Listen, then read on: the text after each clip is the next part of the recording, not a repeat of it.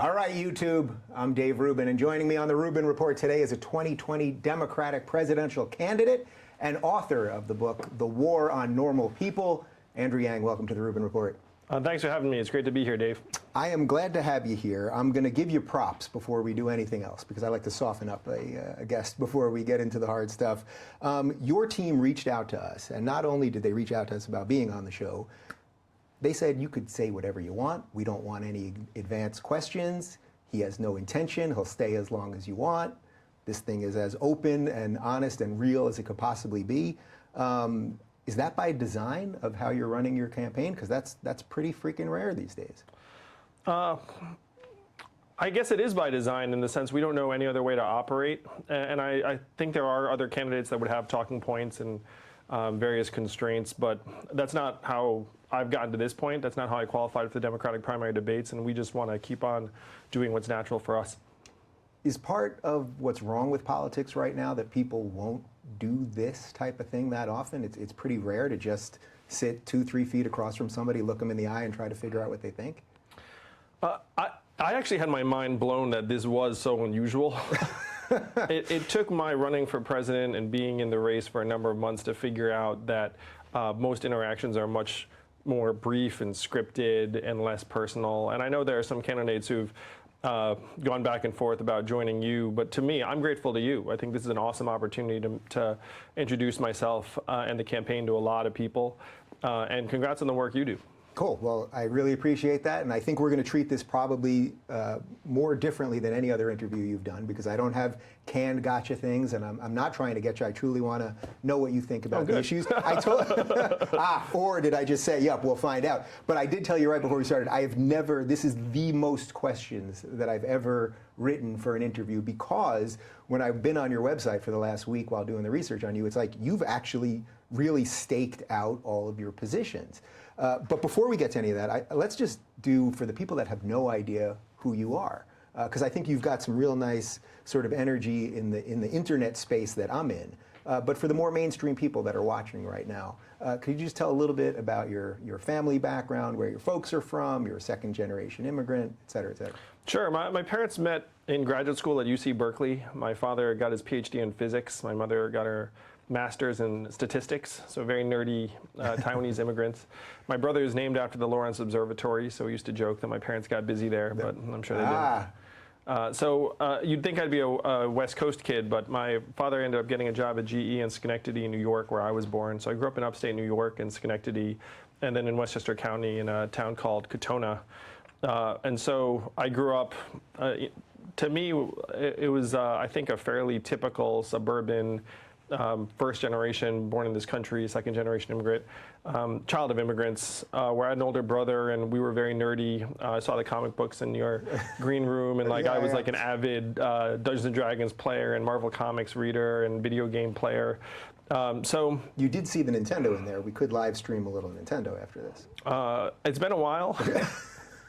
So you realize that that's what people would rather watch than talking about policy. Well, that's what my 6-year-old would rather watch, because like I cannot believe how many freaking gaming videos there are where I just walk into the living room and it's like my 6-year-old watching like someone else play video games. That's particularly weird. It's not that he's playing video games, it's that he's watching someone else play video games. I would feel better if he was playing them. Yeah, you get. Yes. This is what your job as a father is to achieve, you know. So you're right that I guess this would be very, very highly rated programming, you and me playing video games. Yeah, all right, well, we'll see. We'll see how much energy we have left after this. So you went to Yale and you studied... I actually went to Brown. I'm sorry, you went to Brown. No, don't worry about it. Yeah. Well, you went to Brown and you studied political science and economics, correct? Yeah. Before that, I went to boarding school in New Hampshire called Phillips Exeter. So that's where it got weird. How did it get weird? Well, so I was growing up, in my suburb, fairly typical upbringing, I think.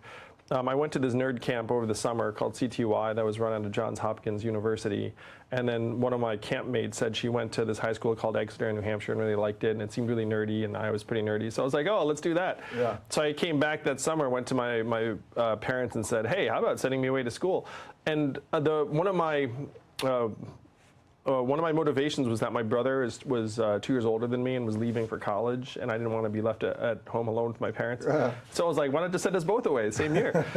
So I went to prep school in New Hampshire for 2 years, and then I went to Brown and studied economics and political science. So what was weird about it, though?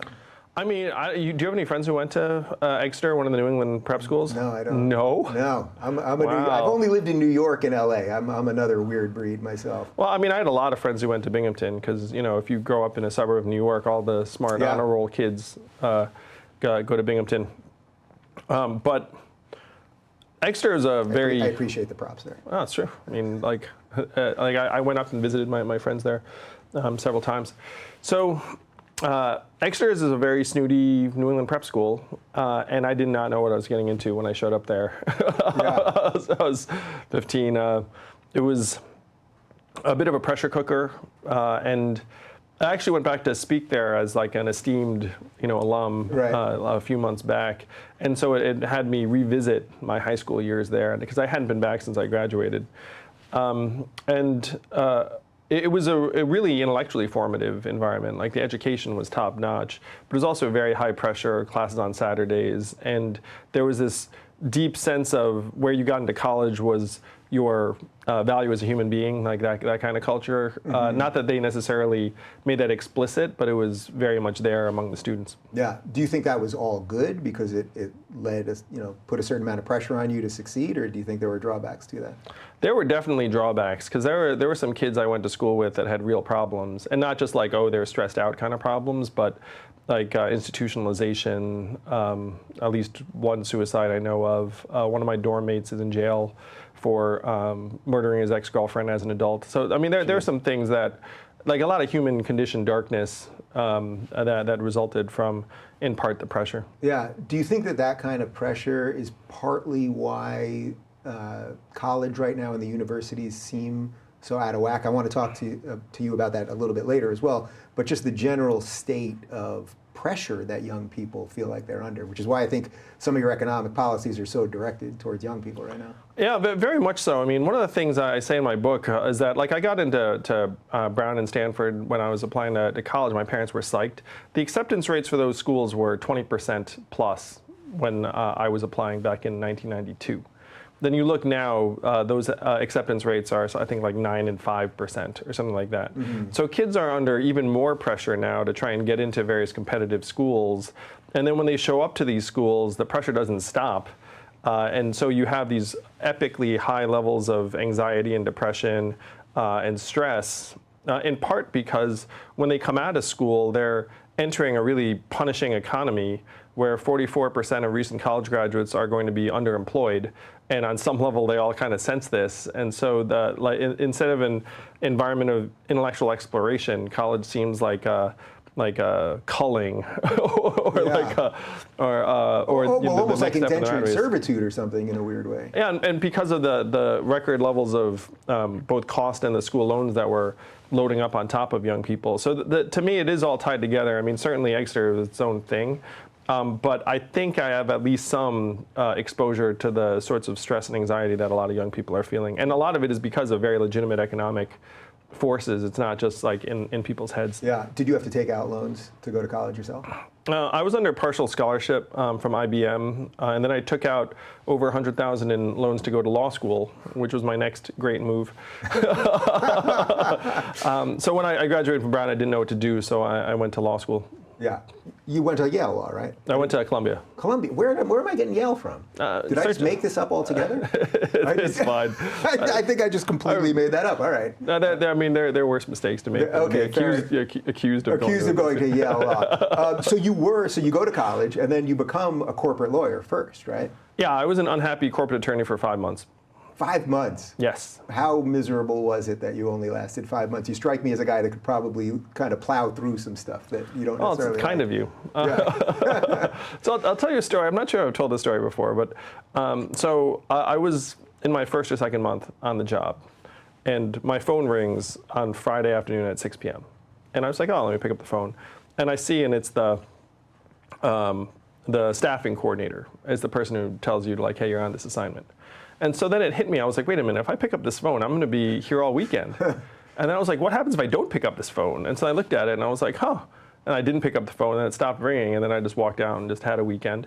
And then I came back on Monday and I saw a friend in the office. I said, hey, how was your weekend? He was like, oh, I got a call at 6 o'clock on Friday, and I was here all weekend working on these documents. And so I was like, I don't consider myself like a shirker or a lazy guy. Right.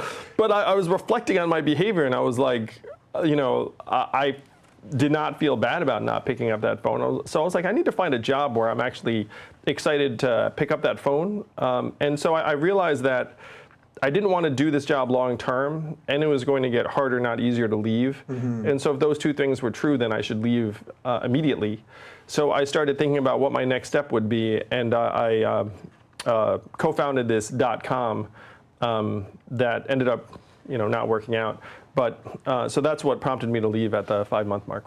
How hard was that decision? Because I find this when I go speak at colleges now a lot. You see like a lot of kids that are training for one thing, but they know it may not quite exist the way they want it to exist in 5 years. So after you've gone to law school, you've racked up some debt, you've gotten a job at a corporate law firm, you think you have a path, to suddenly go, I don't want to pick up that phone on a Friday. That's a major decision. That's not something you do lightly. It was somewhat rash. I was 25, and I thought I'm never going to have lower levels of personal obligations than I do right now.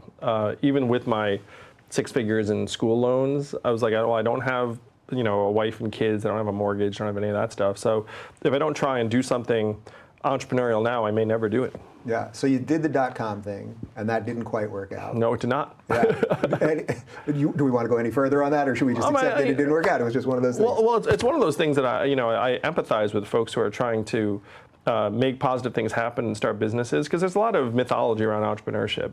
And the danger is that anyone who shows up on a panel is like, I went through the tale of woe, but then I ended up shiny. Right. And you can too. And then everyone's like, oh. Yeah. And the reality of it's really gritty. It's very difficult. Not everyone has it work out. A lot of stress, and there's a lot of bullshit around it too, where one of the things I say is, like, if anyone asks you how your startup is doing, you always have to say it's going great. Yeah. It doesn't matter how it's actually going. So it's profoundly isolating, because you can't have honest conversations about what you're doing. It's funny. I had a friend about a year ago that I was playing basketball with. So I would see him once a week on Sundays, and he had this little startup company, and he was always telling me it was going great. It's going great, going great. And then one day I'm flipping the channels, and I see one of those reality shows where they go into businesses that are disasters and fix it. And it was him? And it's him. And I'm like, that's all you need to know right there. Yeah, so I went through that, and I had a very, very deep empathy for the folks who work and struggle and toil in obscurity, because like that's 99% of entrepreneurship. It's a bit like parenting, where like 99% of it is not like, like taking pride in your kid's awesome achievements. Like right. 99% of it is, done in isolation and obscurity. And trying to get the kid off the iPad watching other people play video games. Actually. Yes, that sort of thing. Yeah. What did you learn, like sort of technically, through the struggle of kind of trying to build your own thing and having it not work out? I learned a lot. Well, one, I learned that at that point I was not strong enough to build a successful business. And so that's one reason why I ended up working for another startup, a company that was led by someone I admired, because I thought, okay, if I'm not strong enough to do this now, then I should find someone who's stronger than me and then try and learn from him. So I learned that. I learned about my own relationships, because when you do something that you put your heart and soul into, like start a business, or in this case, run for president, yeah, that thing. Yeah. That little thing, yeah. That you have some friends that come through for you, and then you have some friends that just disappear. And so you learn that. Yeah. Pretty damn quickly, huh? Yeah. So you grow a lot individually. And people who've started a business and failed, like I feel like we all have these battle wounds or scars that, if you talk to someone who's been through it, you have a real shared commonality. Yeah. You think that gives you a little bit of the sort of courage you need to do something like this, which is obviously a pretty uphill battle? Well, I will say for several years after my business failed, I was like, well, it can't be as bad as my business failing. Like it makes you very bulletproof. Like I owed still $100,000 in law school loans, and everyone I knew that my company had failed. And so you feel really beaten up, but then you realize that other people still like you or respect you or know nothing about you, and so you just like meet someone for the first time. They don't think like, oh, you're a failure. Right. You don't hand them the card like, this is how much I'm in debt. Yes, it's like no one knows you 100,000 unless you're dumb enough to tell them. Right. So you do know we're broadcasting this on YouTube. Well, I mean, now I'm happy to say those loans are a thing in the past. Yeah. Though my parents during this period were just telling everyone I was still a lawyer. Yeah, that's funny. Because it was like easier for them than saying that I was, this entrepreneur that had failed. So speaking of that, actually, you mentioned the pressure you were getting when you went to boarding school, but what kind of pressure did you get from your folks? Well, my folks were not thrilled when I left the firm, but I said, look, I'll figure it out. Like, I'm not going to ask you for anything, and just, respect my decision. And they saw that I was working really hard, so then they, warmed up to it over time. It'd be one thing if I would like quit the firm and was like doing, doing something really frivolous, but they saw I was putting my heart and soul into the business. Yeah. So before we go further on your work adventure, let's back up for a second. So because you studied political science, was your family particularly political? Were you political? Did you have a strong political bent before college? And did that change in college or anything like that? That's a good question. I always get one. Well, I was a debater at Exeter, and I went to the World Public Speaking and Debating Championships of '92 in London. And so I had an interest in philosophy and political science. I never thought I would personally run for office.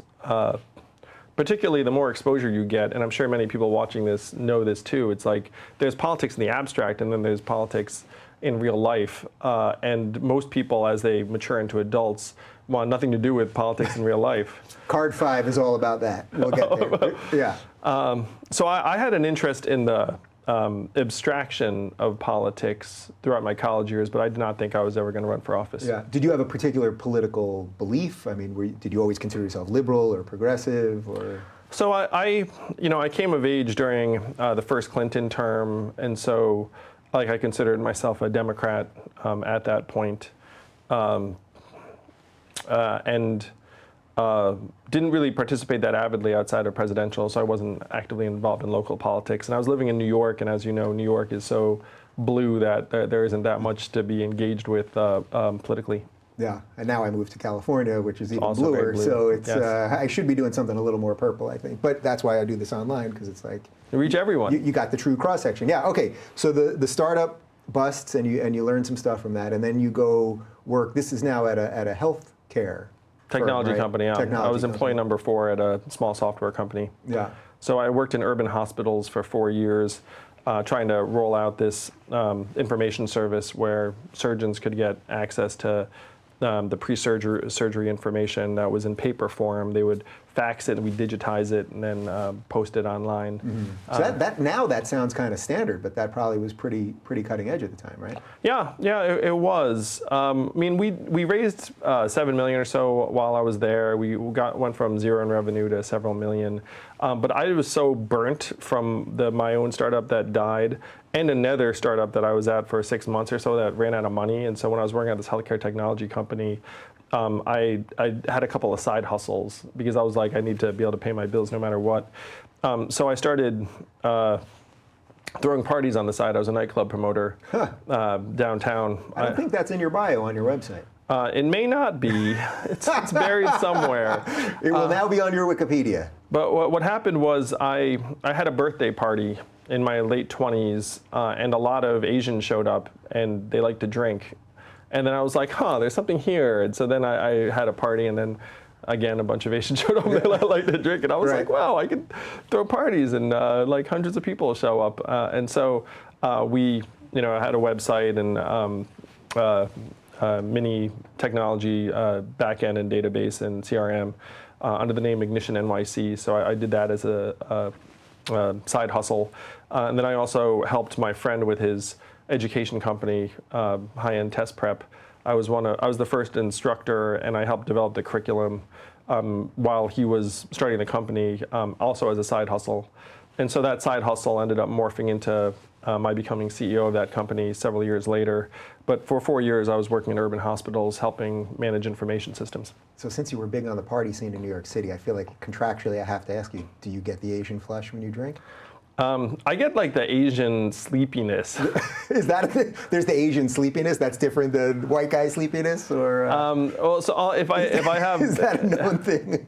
I'm actually not sure if the Asian sleepiness is a known thing, but if I drink, I get drowsy, and so I would have these parties and be stone cold sober the whole time. Yeah. So on the test prep stuff, since I think you're 43? 44. 44. So I'll be 43 this month. So we took the old school SAT. Yeah. Do you remember what you got? I did well. I was good at filling out the bubbles. That's the first KG answer you've given me. Do you want to give me the number? I wasn't planning on asking you this, but like I actually don't remember the number precisely. Yeah. Okay, but you did well. I did do well. Yeah. So I'm like thinking about it because. So I remember this number. I took the SAT when I was 12 and got a 1220 on the old scale. Oh, geez. All right. And then everyone in my public school found out that score, and then it was like I was like an alien, and I was like literally 12 years old, so I had no idea why anyone cared. But I do remember that experience. Okay, well, if you got a 1220 when you were 12, then you're in good shape, because I got a 1200 when I was 16 or something. That got me into Binghamton, so it was pretty decent. So you did okay. Well, one of the things I try and tell people is like these tests don't measure really anything that's significant. Yeah. and this is coming from a guy who ran a test prep company that became Is that really what you realized there? Yeah, I did. It measures a very narrow set of intellectual traits.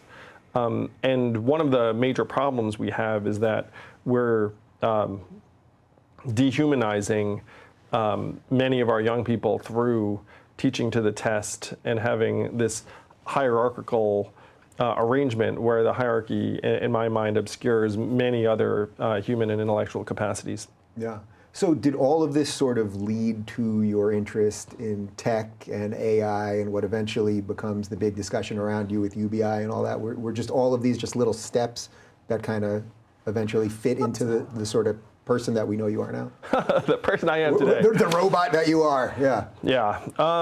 So failed.com, 4 years in healthcare software, and then 6 years running a national education company that had a very high technology element, like asynchronous online classes and question databases and a lot of social media use.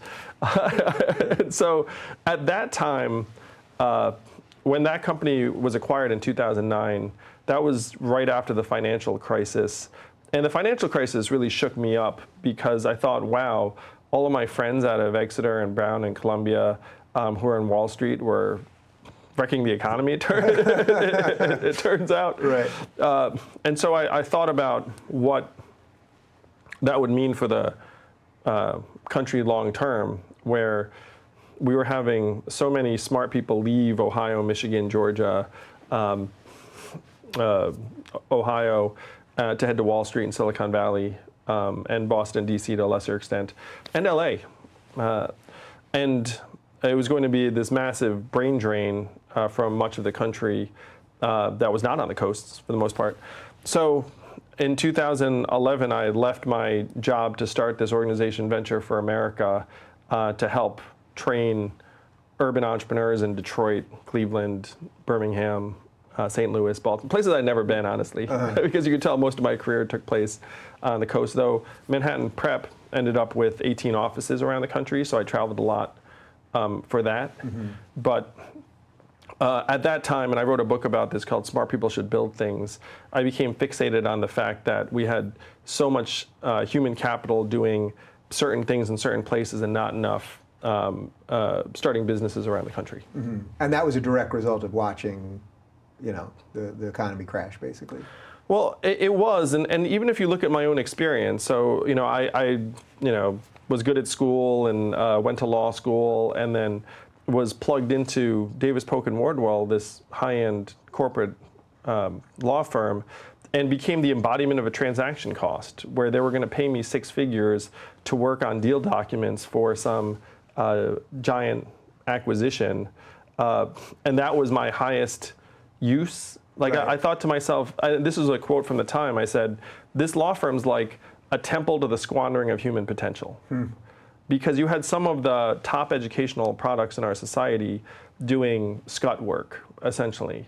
And so if you can imagine me going through that experience, and then spending 6 years training the analysts at McKinsey and Goldman Sachs and JP Morgan and Morgan Stanley, and seeing another version of the same thing, where you had all of these talented humans who were almost getting beaten into submission and being made into sort of lesser versions of themselves, highly paid lesser versions of themselves. Yeah. And then that set of activities contributes to the near collapse of our economy.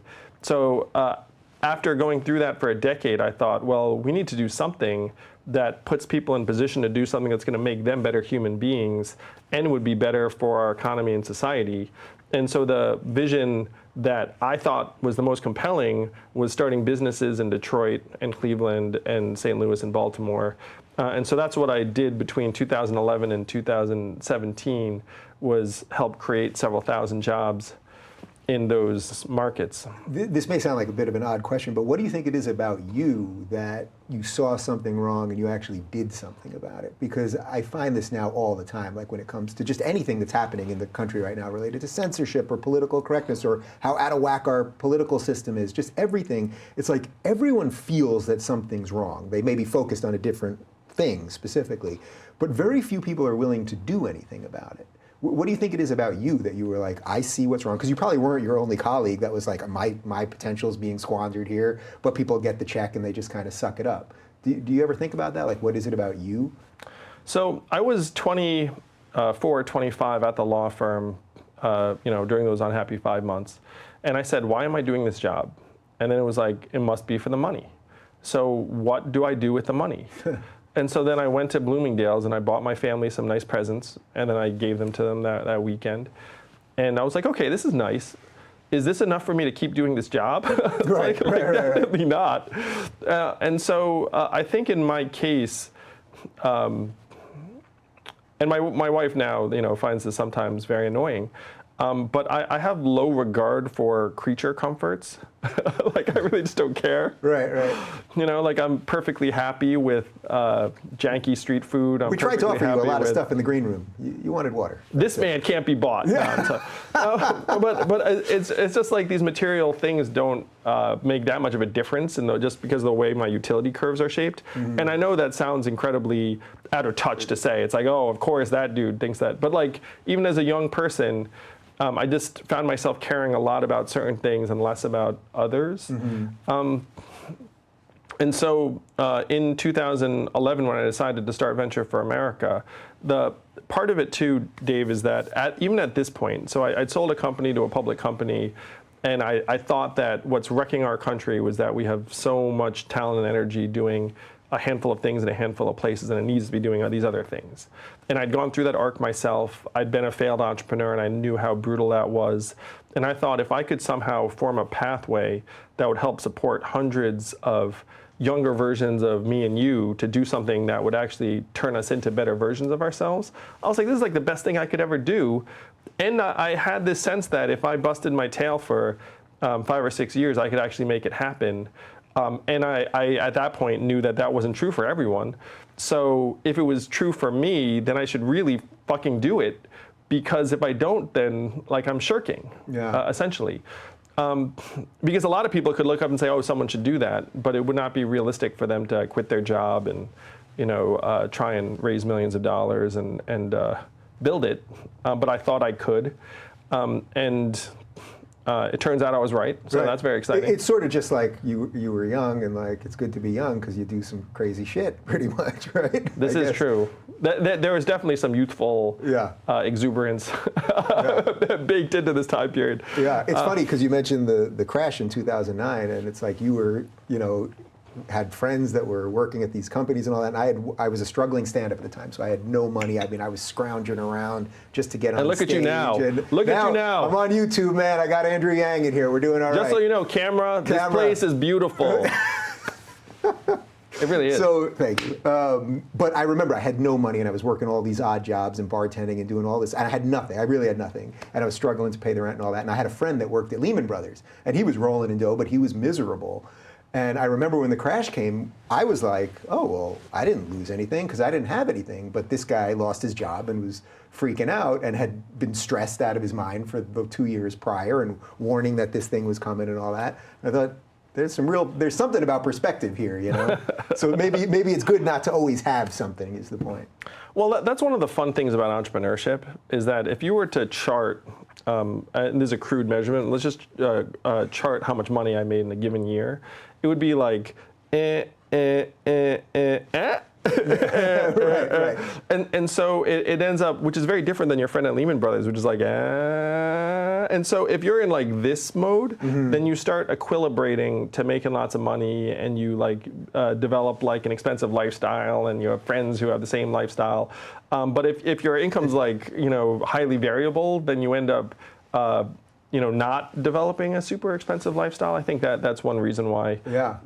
I even see that now with me, just because of the way YouTube rev is so out of whack, which it's just a portion of our revenue, but like on any given month, it could quite literally be 5 times what it is the month before. So just for the limited amount that I am a businessman, which I guess I've become, it's like I know what the numbers coming in and going out are at least, and it's like this is a tough way to operate a business. Yeah, and so what you do, because you're smart, is you'll be like, hey, tell you what, like I'm actually gonna like adopt an expense line that's like toward the lower end of this thing. Yeah. And so that whereas your friend at Lehman, like if you get income from an employer, virtually no one like can actually say, I'm going to pretend I'm not making this much money. I'm going to pretend I'm making this just much. By your title, that's it. Yeah. You know what you're being made. Okay, so all of this happens, and when did you start thinking maybe kind of, run for politics, what the hell am I doing kind of thing?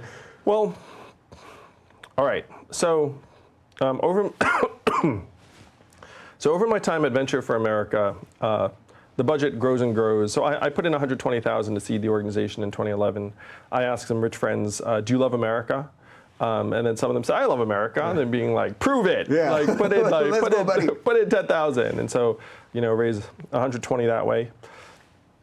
And budget grows and grows to 5 or 6 million, train hundreds of young entrepreneurs, help create several thousand jobs, honored by the White House, movie with an Oscar-winning filmmaker gets made about us, write a book. And then I have the sinking feeling the whole time where I'm like, we're just scratching the surface of the magnitude of this problem, where now I compare it to pouring water into a bathtub that has a giant hole ripped in the bottom. Because while I was getting accolades and awards for creating several thousand jobs, our economy shed 4 million manufacturing jobs that were centered in Michigan, Ohio, Pennsylvania, Wisconsin, Missouri, these places I was working. And then Donald Trump wins in 2016. And he wins because of the aftermath of the automation of these jobs in the swing states. There's a straight line up between the adoption of industrial automation in a voting area and the movement towards Trump in that area. It's one of the strongest statistical correlations you can find. So strategically, it was very good what he did to win, right? To just keep saying to those people, I'm bringing the jobs back, or something to that effect? Yeah. And whether it was true or not, but I'm just talking about in terms of like just pure politic of I want to win. Well, he got a ton of credit for just acknowledging the problem and the pain. And even the folks that heard his solutions kind of knew that he wasn't going to like magically bring the jobs back. But they were just pleased that someone gave a shit. And then the Democratic response at the time was, so he was like, we're going to make America great again. And then the Democratic response was, America's already great. And then the people that were listening to Trump were like, no, things are not great. And in these communities, I was blown away by the disparities between Missouri and Manhattan, or Detroit and San Francisco. Like where have you done a lot of traveling in? Oh, this past year I went to about 100 cities in the United States. So then you may know if you've been around. Yeah. Because when you fly between Detroit and San Francisco, you feel like you've traversed decades and dimensions and ways of life. Well, it feels like we have many different countries within our country. Yes. You can use that. There you go. Oh, wow. Well, if I use that, we'll know where it came from. When you throw it at a debate. But it is true. Yeah. It feels like we're many different countries. And so when Trump won, I took that as a giant red flag where I said, wow, like this is actually getting away from us much faster than anyone seems to believe, that we're in the midst of the greatest economic and technological transformation in the history of the country. Because I spent 6.5 years working with hundreds of startups around the country, and even if they're successful, they're not going to create jobs at the scale as what's being lost in retail, trucking, call centers, fast food, and accounting, bookkeeping, law. I mean, one of the jokes I tell is that I was a lawyer long enough to know that you can automate away a lot of that job. So with all the AI advancement that's coming around the corner, the stuff that got Donald Trump into office is just going to accelerate in a huge way. 30% of American malls are going to close in the next 4 years, and being a cashier is still the most common job in the country. Mm-hmm. And the average cashier is a 39-year-old woman making $10 an hour. So what is she going to do when the mall closes? I mean, it's not like another store is going to be hiring. And so this is what I saw in 2016, where I was trying to unpack the actual data as to how Trump won and why. And then I saw our country was not having any conversation about the economic transformation that we're in the midst of. Instead, we're scapegoating immigrants. If you watch cable news, it's Russia, racism, Facebook, the FBI, Hillary Clinton. And it's like, yeah, all of that was there.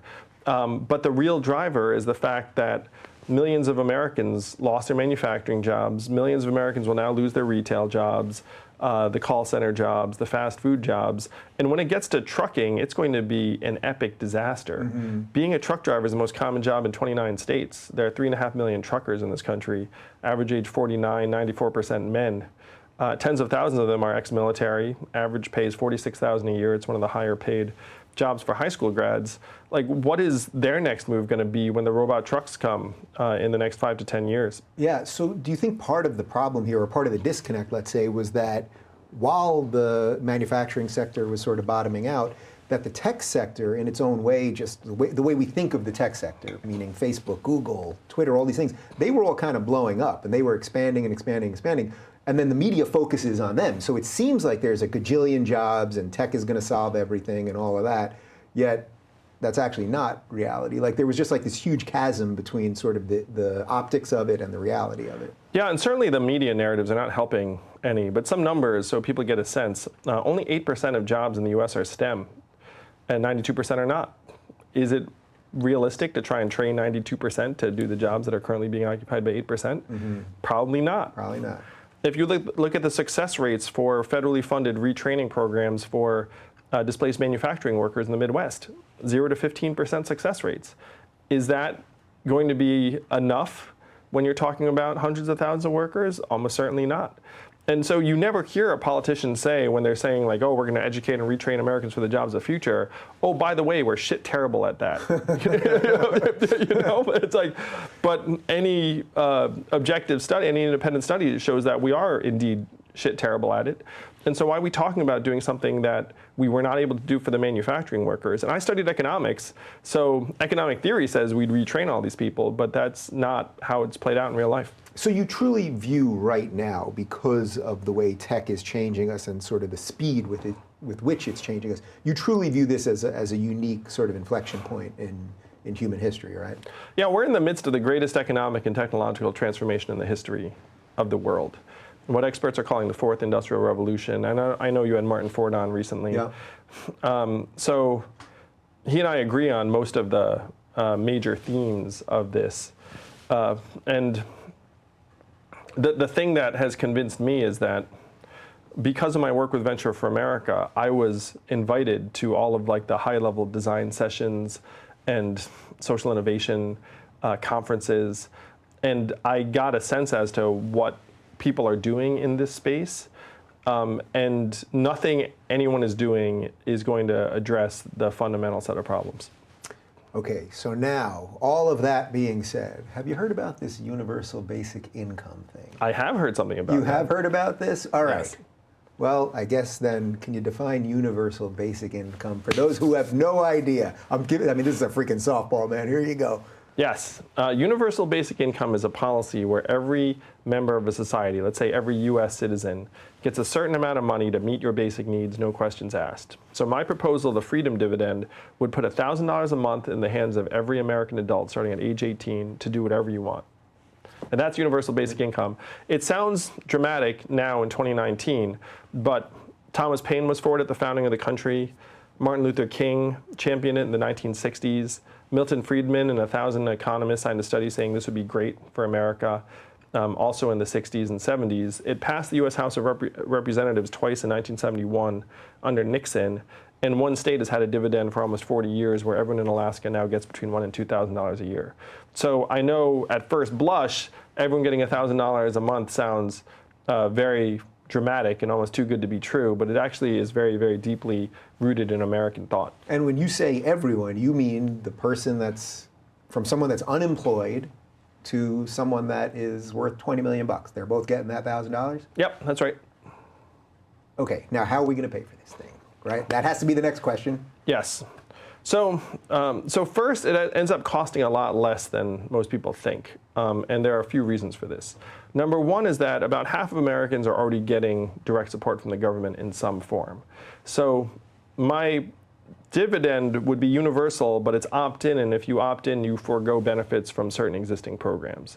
So the headline cost goes down a lot very quickly. Because so this is like someone that's getting some other social welfare or something, and then if they choose to take the UBI, so like what type of thing would they lose? Like food stamps or like yes, so it's food stamps, housing subsidies, fuel subsidies, cash and cash-like programs. We have about 120 welfare programs, most of which are cash or cash-like. So this excludes Medicaid, but it would include food stamps and most other welfare programs. Right. And can you split the difference on that? So could you say I'm going to only take $500 a month UBI and I'm going to take, you know, $500 a month? So you can't. So you have to pick one, basically. Yes. Yeah.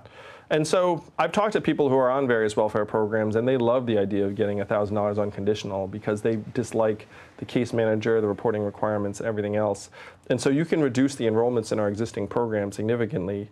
And it brings down the headline cost very quickly, because if someone's already getting $700 in benefits, then the cost is $300 instead of $1,000. Do we have good accounting numbers on actually how much people are getting? Like, I'm going to guess that a certain amount of people, it may be one thing for food stamps, but when you talk about housing subsidies and things like that, that has to be way more. I mean, the one that I always use is that my sister and her husband live in New York City, struggling to get by. They both have full-time jobs, 2 kids. You can imagine how expensive schools are, and just living in Manhattan and the rest of it. And half of their building is market price and half is rent subsidized. And then what happens is, and I know you know this, is that generation after generation live in the same apartment, then for like, you know, $400, and then my sister and her husband end up paying $4,000 for a tiny 2-bedroom. So that people basically just get locked in these programs, where if you were to say to the guy that's living in an apartment for $600, here's $1,000, you got to get going, nobody's going to do it. You'd have to be an idiot to do it, basically. Well, I think, knowing what I know about New York and the subsidized rents, it's not a federal program, I don't believe. And so like, their situation might be that they actually get the $1,000 and then it's helpful to them. Mm-hmm. But in terms of the math, it ends up reducing the headline cost of this by hundreds of billions of dollars very, very quickly, because people will either not opt in, or if they do opt in, it costs a lot less than $1,000 a head. So that's reason number one where that reduces the cost from like a top line, let's call it $3 trillion a year. It goes down pretty quickly. The second big thing is that the money doesn't disappear. In our hands, it ends up getting circulated through the economy over and over again, what I call the Trickle Up Economy. And so if you see that it would end up increasing consumer buying power and the size of the economy by about 10 to 12%, we would generate hundreds of billions in new tax revenue just on the basis of more economic activity in our society. We'd also save hundreds of billions on things like incarceration, homelessness services, emergency room healthcare, and things that we're already spending about $1 trillion on. Meaning because people are going to use that money for those things? Either that, or we get to spend less on it. So one of the examples that, and this is going to sound very politician-y, so I apologize, but I was in New Hampshire, and a corrections officer in New Hampshire said we should pay people to stay out of jail. because you got to give me their name and tell me you put their arm around them and the whole, I really can't do ham that. it up for a politician. Yeah, I really should. Come on, I was man. like, I was there, and so we think we're saving money, but we end up spending the money on the back end anyway. If someone ends up falling through the cracks and they land in our institutions are incredibly expensive. And at least one estimate was that if you reduce poverty in this country, you would increase our GDP by $700 billion just on the basis of higher graduation rates, better physical health, and better mental health. So we're going to get back a lot of the money. But the big change we need to make to pay for this dividend is that right now, Amazon, $1 trillion tech company, paid zero in federal taxes last year. Netflix, zero in federal taxes, less than you did on this awesome operation. Yeah. And Amazon's investing billions in AI. It's going to be one of the mega winners from the fourth industrial revolution. So we need to have a mechanism where the American people actually get some of that. My big proposal is that we have to join every other advanced economy in the world and have a value-added tax that then gets the American public a tiny slice of every Amazon sale, every Google search, every Facebook ad, every robot truck mile. And because our economy is now so vast at $20 trillion, even a mild value-added tax generates over $800 billion in new revenue. So that, plus the savings from existing programs, plus the economic growth, plus the value gains, enough to pay for a dividend of $1,000 a month. So I know that a certain percentage of my audience, they know that generally I'm a small government guy, or I want it to be as small as it can be to function as a general rule. So it could be streamlined enough. I want it to exist well enough so that things are working without all of the fat and all of the pork and all of the rest of it. But so some of my alarms go off here because of the idea that this would be federal in nature, so that $1,000 if you live in, say, Los Angeles, you get next to nothing. $1,000 if you live maybe in somewhere in the middle of the country, you're going to get a lot more. Is there any way you can compensate for any of that, or is that not even worth thinking about in your estimation? Or well, there are a few reasons why it's good. It's a good idea to keep it uniform. Number one is that there are other reasons why people live in LA. Often, not just the weather, but access to that's pretty much it. Yeah. But access to certain economic opportunities. So you're making a trade-off already. And it's also very hard to administer, because the fact is, if you're getting paid more to live in an expensive place, a lot of people would live in an expensive place and then sneak off and spend the money someplace cheaper. So it's much cleaner for everyone to make it uniform. It also ends up fueling mobility in both directions, because at least some people might feel like, hey, if I leave LA and go to Arizona, I can actually live much better. It's like it will help balance things out. Mm-hmm. What do you say just to the general idea, sort of, I guess, the philosophical idea that if you just keep giving people things, that eventually they just start doing less for themselves? That $1,000, maybe there's some place in the country that you could live, then you could play video games all day and smoke pot all day and not really do much, and that we're going to cushion people's ability to not just get up and get going. Well, not that people want that, but that just human nature is, I start getting something and I can just kind of ease up a little bit. So there are three things I would say. First, I agree with your vision of government. And the great thing about this is that this actually does not grow the federal bureaucracy. What we all hate is when you have money just flow up to the pipes and then disappear, and then you never see it again, and you don't know what the hell happened. Mm-hmm. This actually puts the economic resources back in our hands. It's one of the reasons why the only state that's done this is Alaska, which is a deep red conservative state passed by a Republican governor, and it's wildly popular there. The dividend's everyone's favorite thing about what the government does, because it's not a giant government program. It's actually almost cost-free to administer and just puts money right into our hands. So I agree with your vision of government, is that the last thing I want is a new army of bureaucrats running around. Yeah. So, but do you fear that even if everything you've said is completely on point, that anytime just the way that the system works, at least now, that anytime you try to put in a giant federal program, that the bureaucrats and just that middle management part of the government will figure out ways. You could be it's real easy, guys. We got 320 million people in the country. Everyone's getting $1,000. The math works out. It's all good. But that then just the process of how government works will create all sorts of other problems. Well, if you look at the way they do it in Alaska, it's actually very lightweight. As long as they can prove you're an Alaskan resident, you're there, it's this is how many people you are. They have a very, very low level administrative burden, let's say. So as long as you can pull that off, which, in my opinion, like this is where we have to go because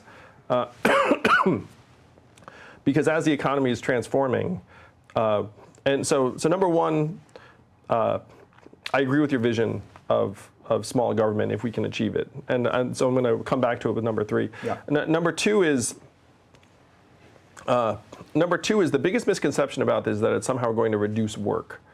And what I mean by this is you put this money into our hands, first it creates 2 million new jobs immediately in the economy. Because just more economic activity, the smoothie shop hires someone, the mechanic needs an assistant, like on and on through the economy. So basically, people have more expendable income, more shopping occurs. Yeah. Pretty much the easiest way to say that. Right? Yes. Okay. The other thing, though, that it does, it ends up fueling a lot of the work that right now our market does not recognize. So that's some of the stuff that you've done throughout your career, like arts, creativity, entrepreneurship. Like a lot of that stuff doesn't get recognized by the market till you become, frankly, like somewhat successful. But also work like my wife does. My wife's at home with our 2 boys, one of whom is autistic, and the market values her work at 0, even though it's incredibly hard and incredibly important. So it's not that putting this money into our hands somehow makes us work less. It creates conventional work.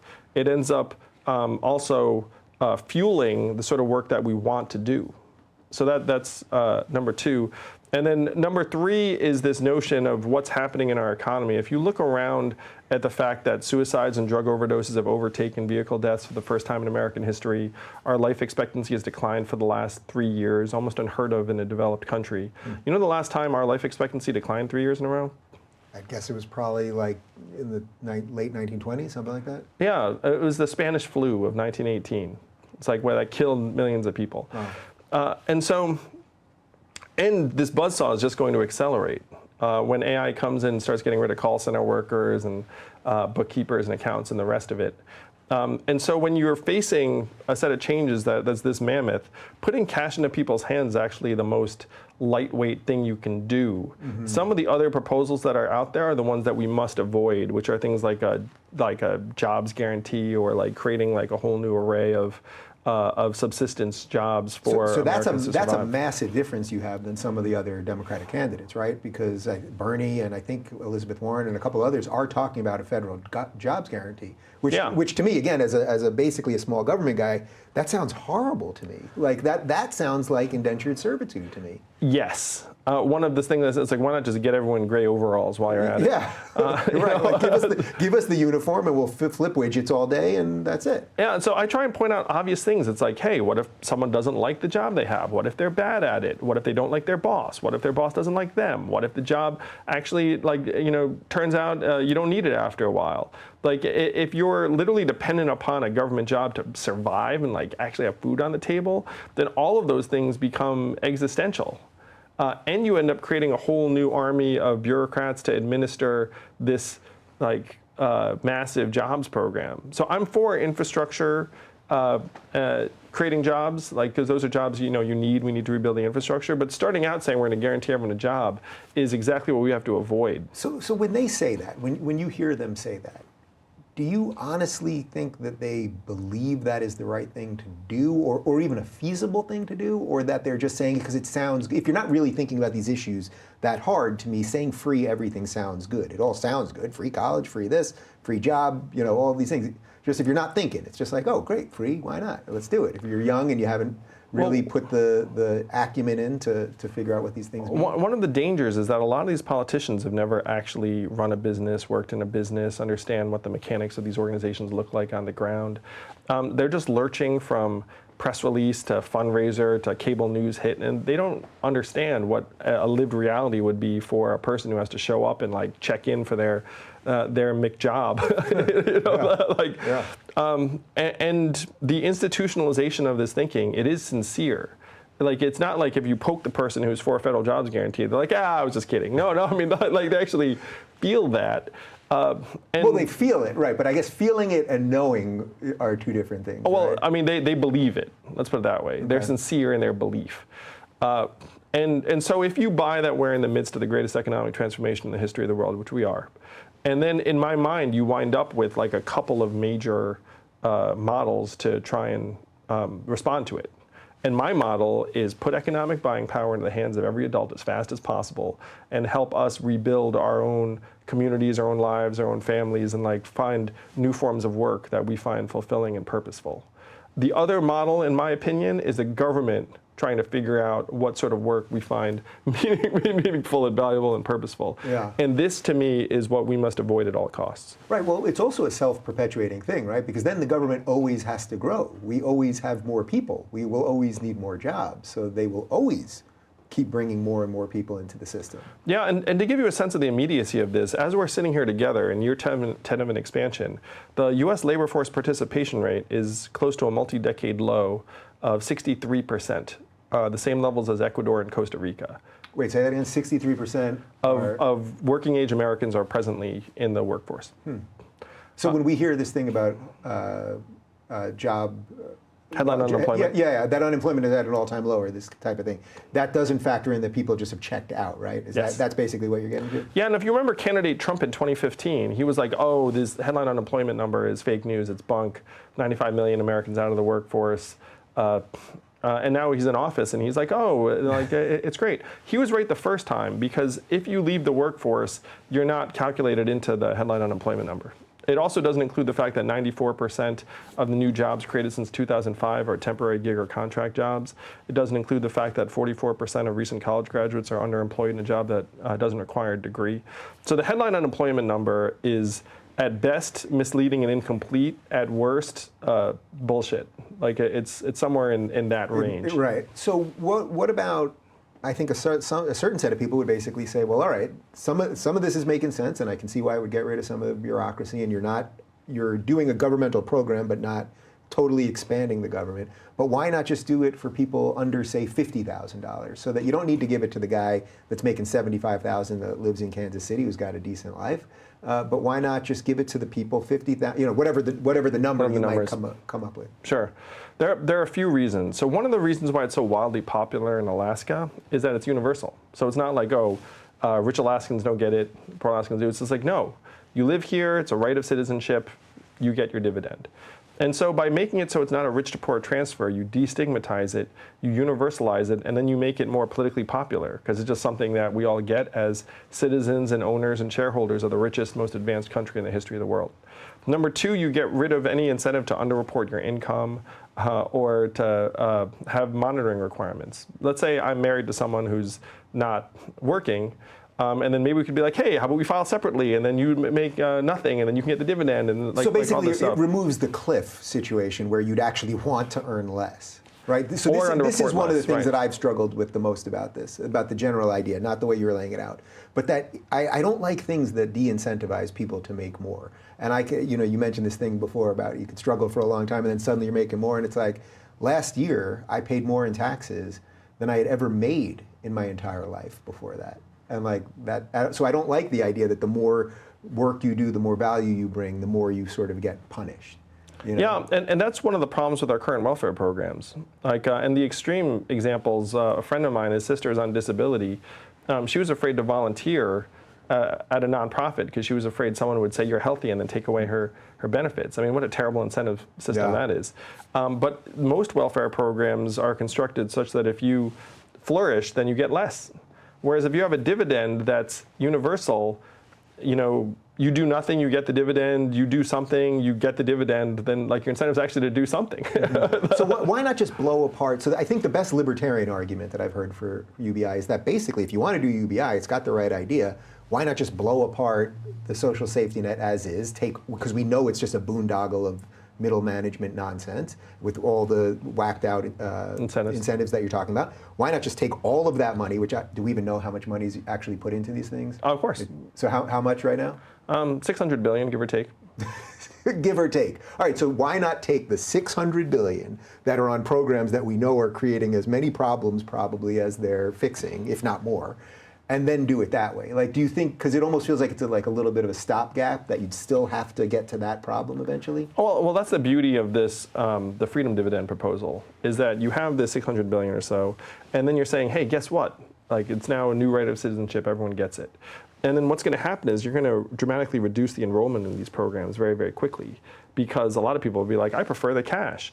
And then this new incoming population would just opt for the dividend and then never end up on these welfare programs. So you'd end up shrinking the enrollments over time in the way you described. You just wouldn't do it all at once, because there are a lot of people in very distinct situations.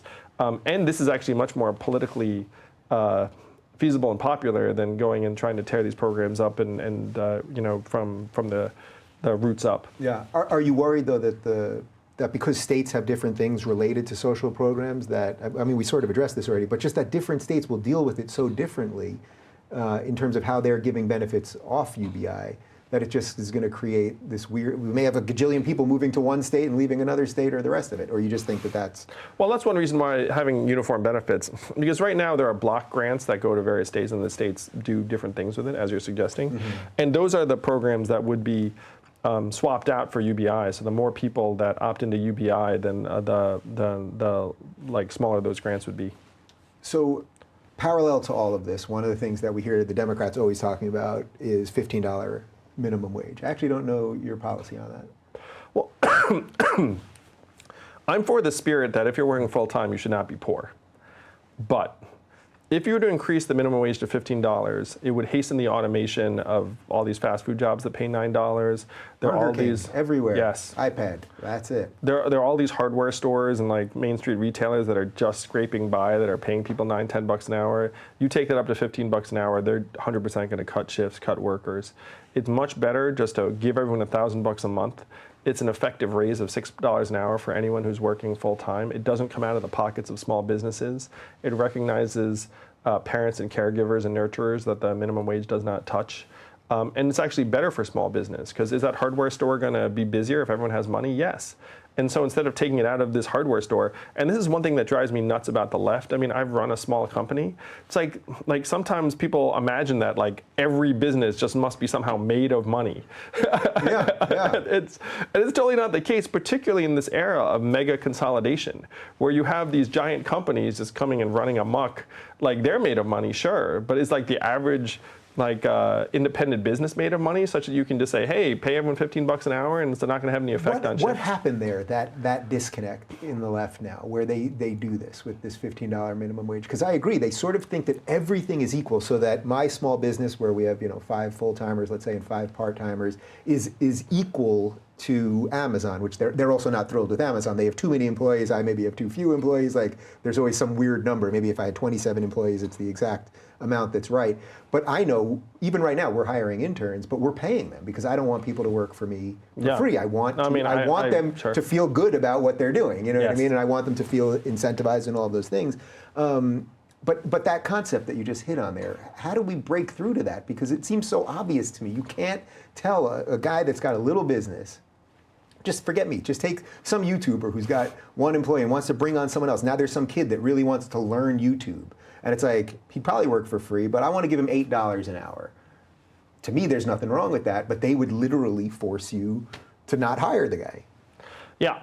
And so that's, again, why I think this freedom dividend is so superior, because... But what do you think they're thinking? I got what you're thinking now, but what do you, like, truly, this is the disconnect that I can't figure out. Like, do they actually think they're doing the right thing, or does it just sound easy, so you just say it, $15 minimum wage, of course, why not? Well, yeah.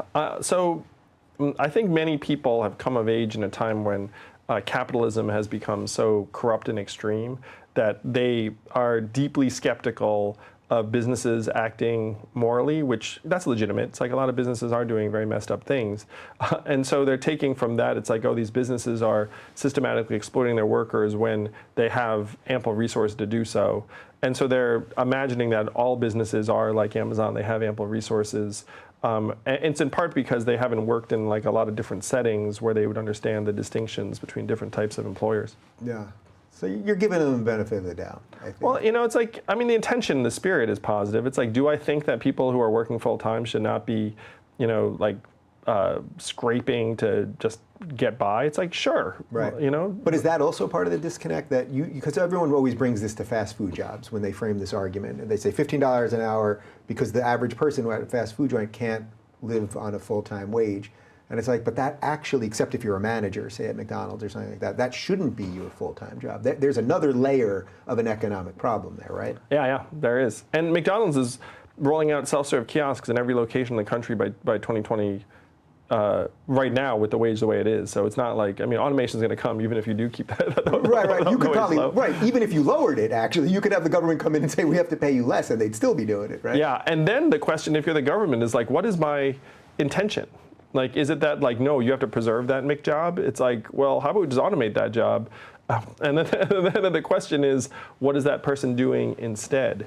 And so there is this really important evolution that we need to undergo as a society, which is to say, look, the market right now is a highly imperfect determinant of what jobs we should be doing. So if you take these people who are working in fast food restaurants, and these jobs get automated away, like in my mind, they should be automated away. And trying to preserve those jobs is not where we should be going. But there's also this massive gap as to what the jobs of the future will look like. Mm-hmm. It's one reason why the freedom dividend is so important, because if you have a town of 10,000 adults in Missouri and then you put $10 million more into their hands, then you end up creating not just more jobs in the main street, but you also end up supercharging their religious organizations, their nonprofits, their community organizations. You create different forms of opportunities for people. And that is, to me, the generational challenge we're in the midst of, is trying to figure out what the jobs of the future look like when the market is going to try and zero out more and more Americans very quickly. Do you consider yourself a progressive, actually? Because it's interesting, because you said the thing about slim government, and I get it, that partly what you're doing with UBI is that you want a relatively simplistic answer to a complex problem because you don't want the government to grow. But so often, every policy, and we've talked about some of them here, with $15 minimum wage and guaranteed federal job and the rest of it, that progressives come out with are just expansion of government. So do you consider yourself just an old school liberal? Do you consider yourself a progressive? Is there some overlap on that, or something else? Like, I consider myself a progressive because, like, I think, like, I'm pro choice, I'm pro gay rights and gay marriage, like I'm pro gun safety, like things that I associate with progressive values and vision, like I line up on. We'll get to all those. Oh, yeah. I think for me, the challenge is that I don't think that government is necessarily the vessel to achieve every goal. And I believe more in people than I believe in government as a problem-solving force. Yeah. So that, to me, that's an old school liberal. Which strikes me as different from progressive in that they're always trying to find governmental answers to things. So what I think is that government is very bad at many, many things. And it's good at some things. And so we need to lean into the things it's good at. Yeah. So what are the things it's good at? Well, one thing it's really excellent at is sending large numbers of checks to large numbers of people promptly and reliably every month. That's like a core competence. So we just lean into that. Right. You may not want, see, that's where my libertarian bell goes off, and it's like, oh, the best thing the government can do is give people stuff. And it's like, even if they're good at getting the check delivered, like, we got a bigger problem, you know what I mean? Well, part of it, and here's the argument I'd make, is that it's our stuff. You know what I mean? It's like our wealth. We're the owners, we're the shareholders. It's not that the government's like giving me stuff that's not mine. Mm-hmm. You know, like I'm an owner of the richest, most advanced country in the history of the world. We're up to 20 trillion in GDP, and we can easily afford a $1,000 dividend. And if a company does that, it's just good management. Like, no one gets mad at Verizon when they're like, hey, we're taking the dividend up. It's like, what are you giving these shareholders, like, money? Right. It's like it's just considered good corporate management, and it's good management of a society. So I know you've explained a little bit of how you pay for some of this stuff, but how does this affect taxes in general at the federal level?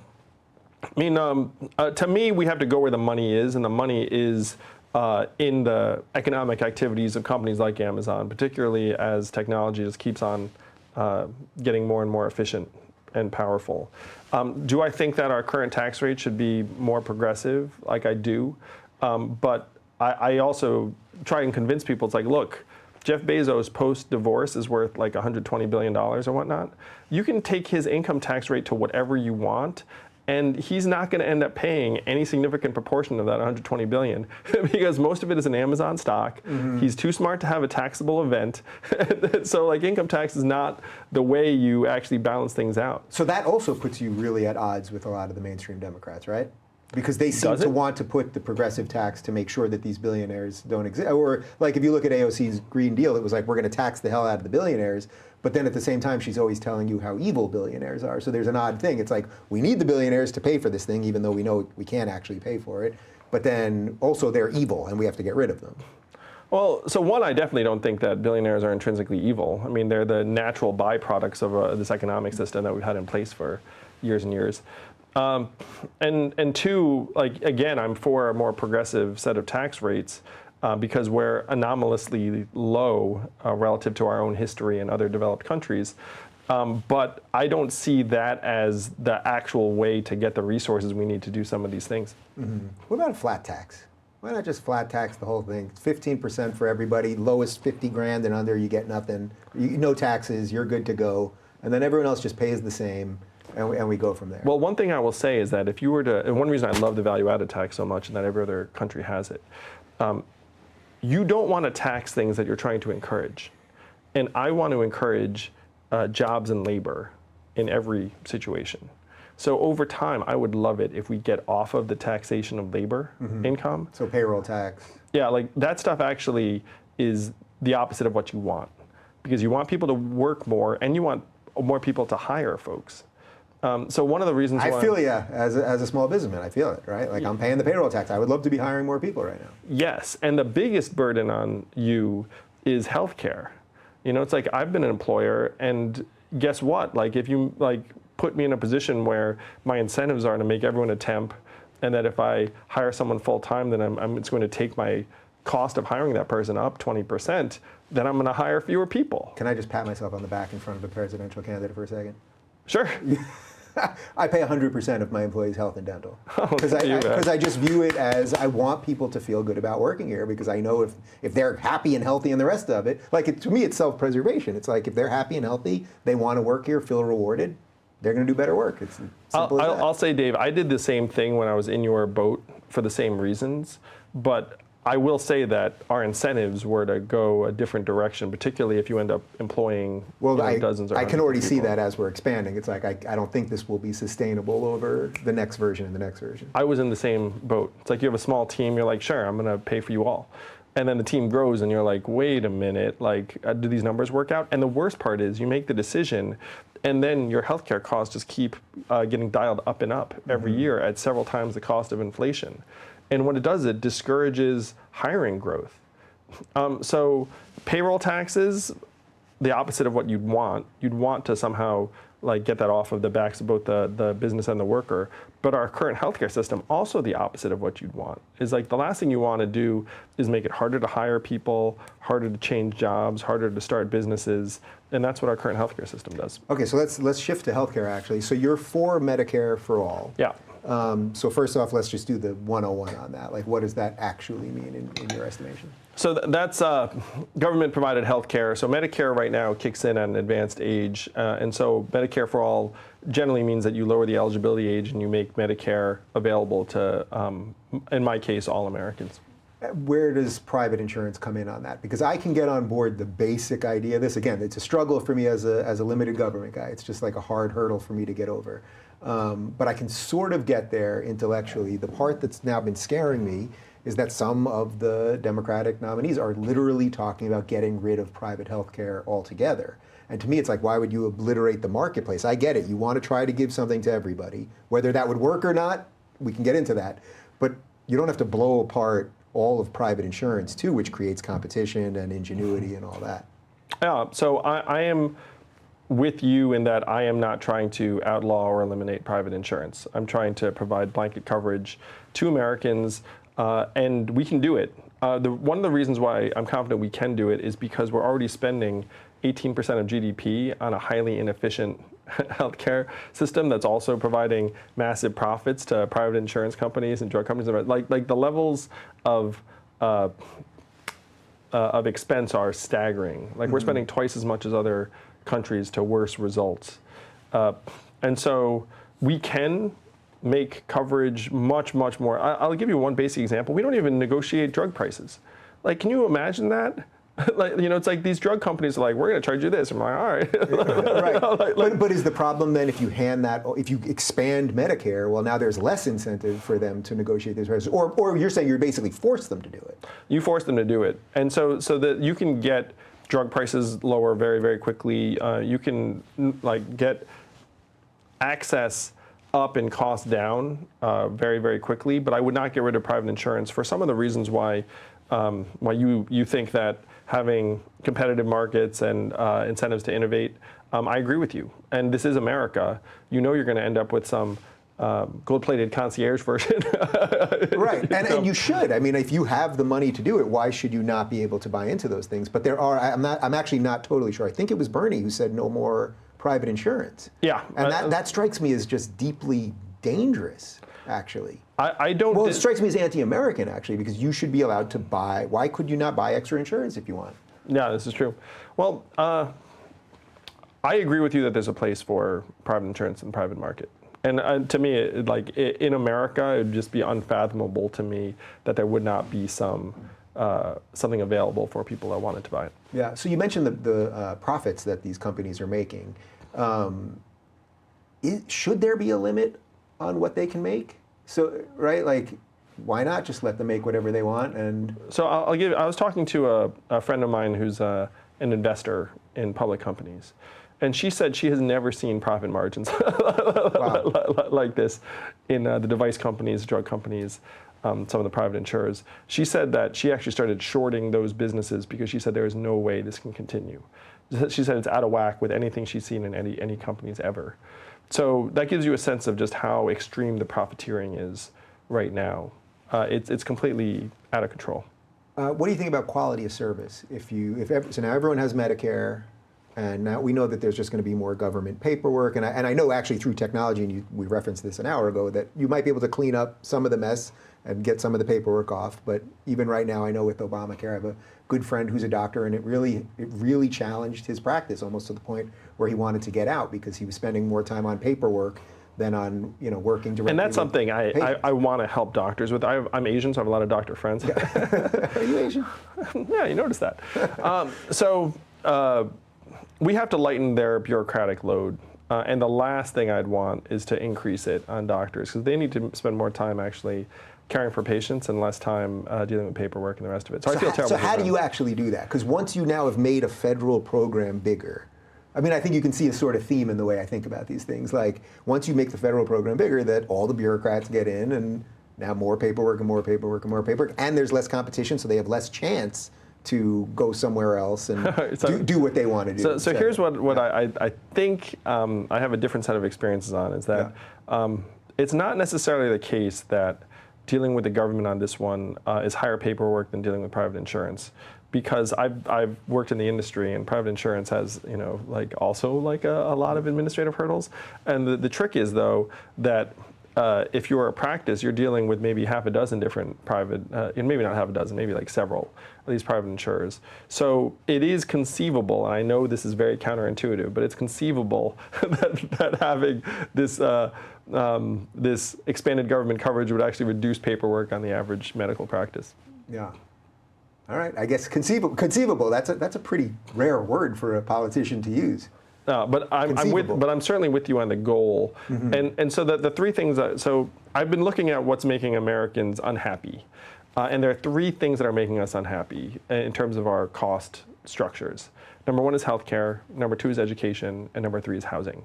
And so to me, any competent administration has to try and attack those sources of, really at this point you could call it even hyperinflation, because education and healthcare have skyrocketed relative to any other consumer product in cost. So before we get into some of those specific issues, philosophically, how do you decide what the federal government should do versus what state governments should do? So I understand your argument of why UBI should be a federal program, but just generally, how do you think about those things?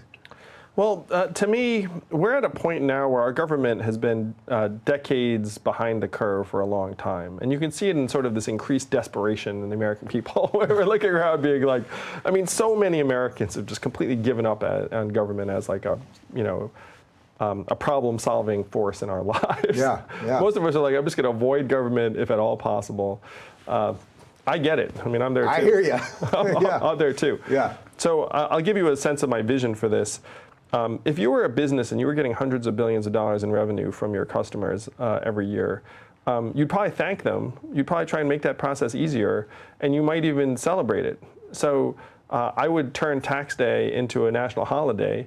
I would call it Revenue Day. I would autofill our taxes, because that's actually very straightforward to do based upon previous filings and public info for 88% of us. And then I'd have an election where you could choose where to give the last % of your taxes, and then get a thank you video from that part of the government, and then just get a thank you video generally. Just like this is like, to me, a vision of like a competent government that doesn't treat us like crap. So basically, some portion at the end of your taxes where you could go, well, I don't want to give. You're given whatever you're given. I don't want that much to go to military. Let's say I'm going to give more towards helping homeless people or something. You would like that. choose So you have your a little more favorite. of a discretion. Yeah, you'd feel like you have some agency in it. And then you'd get like, and then the following year maybe you'd get like a report being like, hey, here's where your money went. And this might like marginally improve our attitude towards our government. Like, would it turn us all like totally into like, big fans of the government? Like, no. But would it make us feel like, okay, at least they're trying? Yeah. At least you had like a cool video with Oprah and The Rock being like, thanks. So this is all branding, really. This is your PR party who comes in, and it's like. Well, this is just, to me, just like business 101. It's like, try and treat your customers not like crap. Yeah. So, so that's to me like a rudimentary step you would take. To me, the federal government should be trying to solve the big problems. And so what are the big problems? It's automation of jobs, it's climate change, it's infrastructure, it's things that states and cities don't have the scale for.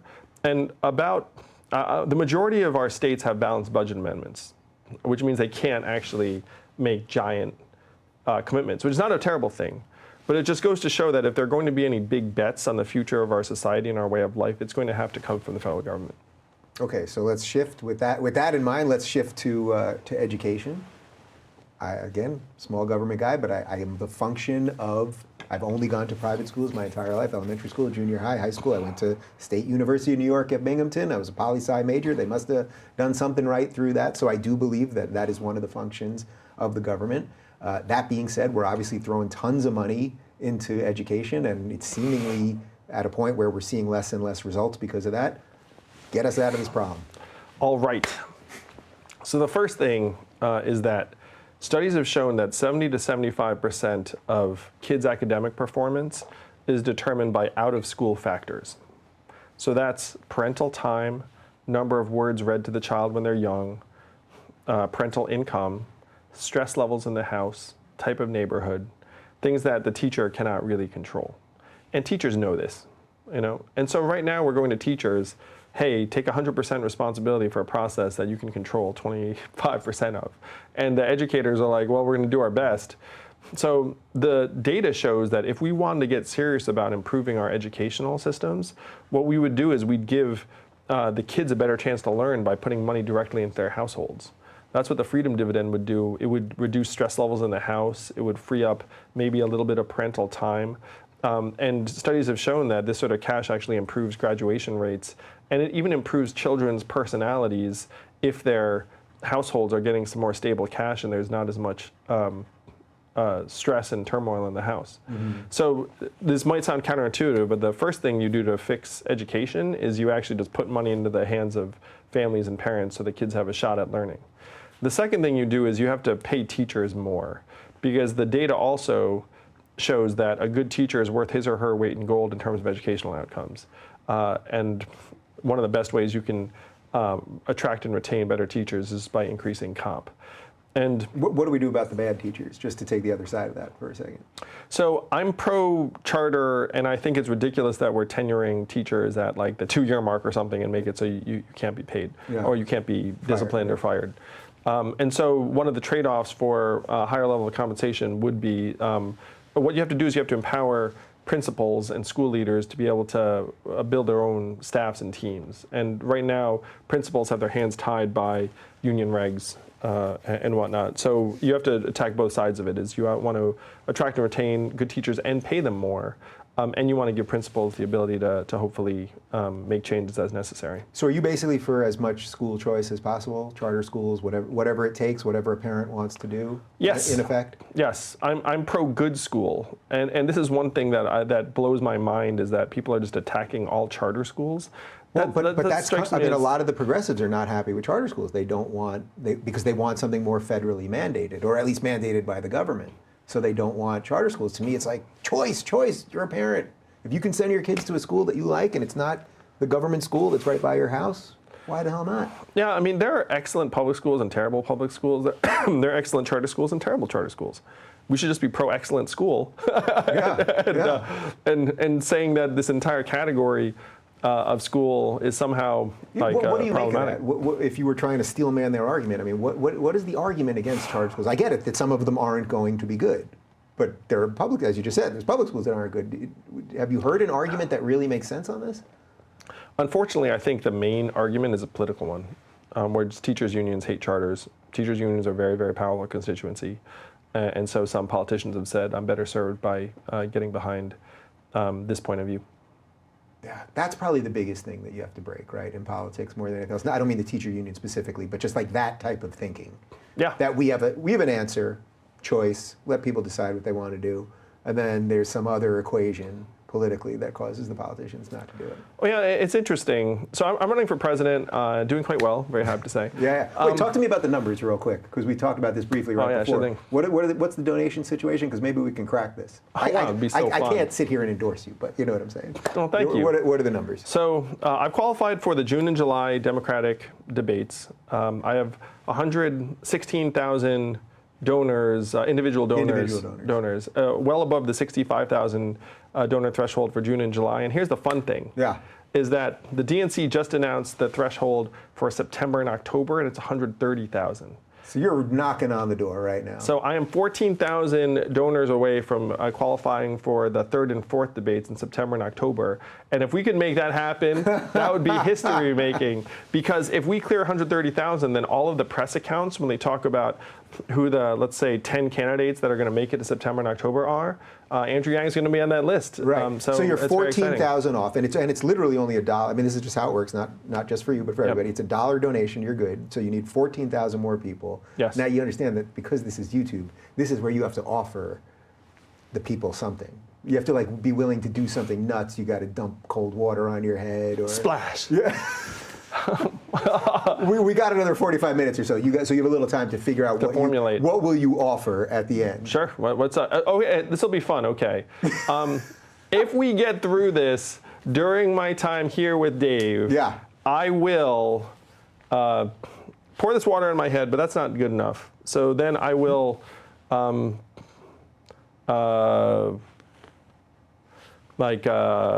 sing my favorite karaoke song. You will sing your favorite karaoke song if we get 14,000 more minimum $1 donations, if you qualify, during the duration of this live stream. Yes. Yes, I will. You will do both, so it's the water on the head and sing the song. I will sing the karaoke song with a wet head, having splashed this water on my head. Asian people love karaoke. Is this too easy? I can do something like less Asian friendly. Whoa. Where the hell were we? Okay, choice. So school choice.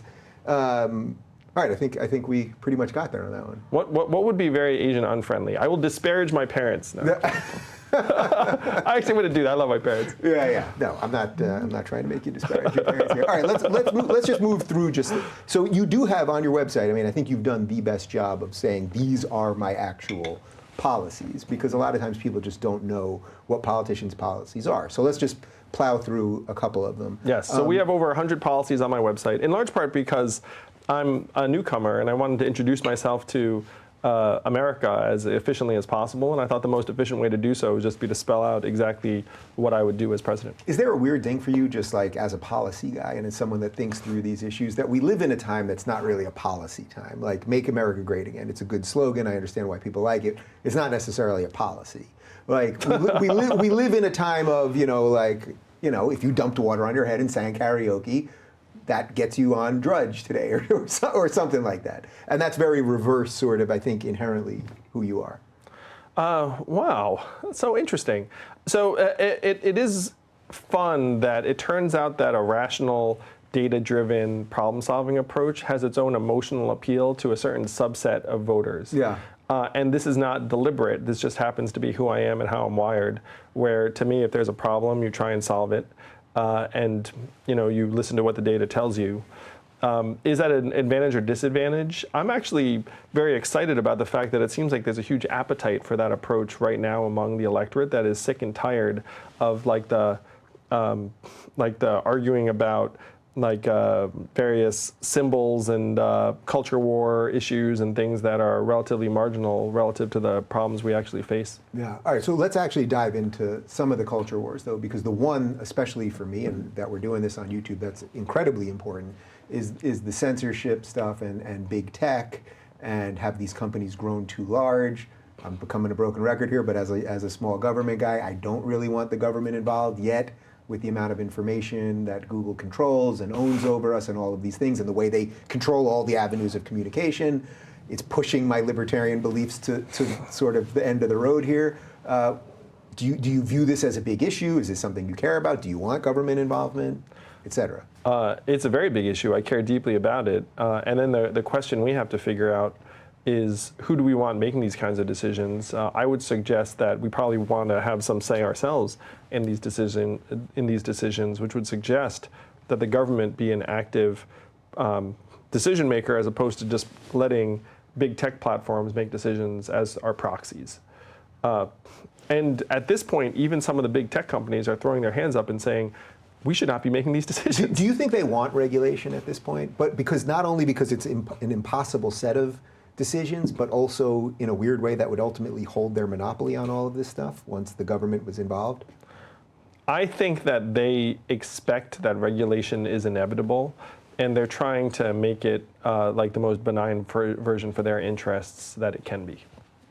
So what would your strong preference be then? Like, is the government, like, are we talking about breaking up these companies? Do you, like, I always say this, but it's like, I'm in California, I pay my state taxes on a California state website. It looks like Prodigy in 1993. Like, the idea that the government is gonna come in and understand the epic problems. You know, a government regulator is gonna come in and understand the algorithm and the rest of what's going on at YouTube sounds so bananas to me. It's like, I could only see this creating other problems down the road.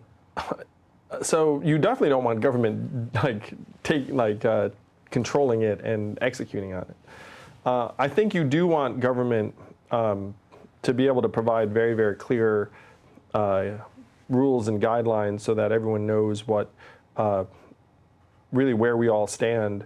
And in terms of where I would stand, I think that we have become overly sensitive to the fact that if someone has an idea that is something I disagree with, that it's somehow going to be harmful to me, to either be exposed to that or to have some sort of contact with that person or organization. So one, I think the government does need to get involved. I think the tech companies at this point are expecting it. And two, if you were to create guidelines, I would want them to be as mindful of the fact that that we live in a country where, you know, free speech is protected, and that people need to be able to express different types of viewpoints without feeling like they're going to get cast out of the public forum. So you would basically sort of treat them like a public utility, that basically everyone should have access to them, and as long as you're not breaking the laws of the United States, something like that. That's pretty much where I'm at. If I had to go the government route, it's like, if you're not breaking the laws of the United States, I believe everyone should have access to these things. And then if you're selling drugs on them or involved in terrorism or something else. But beyond that, it's like, if you're Steven Crowder and you make a joke, or you're me and you talk to somebody who's shady or whatever, you know what I mean, as an interviewer or whatever, it's like, you have a right to do all of those things. But if you're breaking the direct laws of the United States, then there's something else. Yeah, I'm on the same page. But, you know, this is one of the struggles. This guy, Jaron Lanier, have you spoken to him? He's one of the internet pioneers. No. He said something that really stuck with me. he said that the internet is much better at transmitting negative sentiments and ideas than positive sentiments and ideas. Have you been on Twitter? And that has very profound repercussions. And so that's one of the reasons why people are struggling so much with this, is that they feel like, in principle, you and I are on the same page. It's like, look, as long as you're not breaking the law, like, people should be able to say what they want. But then some of these negative ideas and sentiments and emotions are so viral in such a propulsive way that then, like, in many ways, then, like, the natural reaction is say, oh, I guess we have to clamp down on that. And then it's like clamp down on this, that, and then it ends up being a line drawing problem and a slippery slope. Yeah. So basically, but you're saying you have to suck it up, though, right? Because that's the risk you have to take. You're going to hear some bad stuff. Yeah, I think there's like a saying, it's like, it's something like, train the child, not the road, is that, like, we need to make ourselves more resilient, such that if I see an idea that I find antagonistic or offensive, that I don't think that's necessarily something that's criminal. Yeah, in a weird way, this is sort of personal to your campaign, because you've gotten, as I said to you earlier, I think you get a nice amount of coverage in the online space, and I think because you talk about ideas, and this is where there is fertile ground for that, it's working. But I've seen some of the mainstream things on you where it's like, oh, the trolls of the internet, like Andrew Yang, or the alt-right, or something like that. And it's like, I'm so in this thing that I always know when I see one of these articles. I'm like, if that's what they're saying, then it's obviously not true. But the piece that I would say is true is, I think there's the sort of meme makers, the Yang gang on Twitter and all that, they like you, and there's a reason for that. And then the media doesn't know, the mainstream media doesn't know exactly how to relate to that. They can't understand that memes could be being made of this guy who's talking about universal basic income, who isn't promising the world to everybody. So then they sort of have to make it sound like, oh, well, he must be in bed with the evil forces under the internet, or something like that. Yeah, and I try and say, it's like, do I look like a white nationalist to anyone? It's like, I'm the freaking son of immigrants, and I feel like they, might not welcome me. Yeah. Gay Jew, welcome to the party. Yeah, it's like, we're really doing this thing wrong, man. Yeah, there's something is gone amiss. So, but it's been surprising to me. The treatment in the mainstream sometimes has just been very confusing to me. Well, because I've seen once or twice you get asked this question on mainstream things, and yes. It's like, and then it automatically makes you defensive, like as if you have some ownership over it. And it's like, that's just why people can't stand mainstream media, I think, at this point.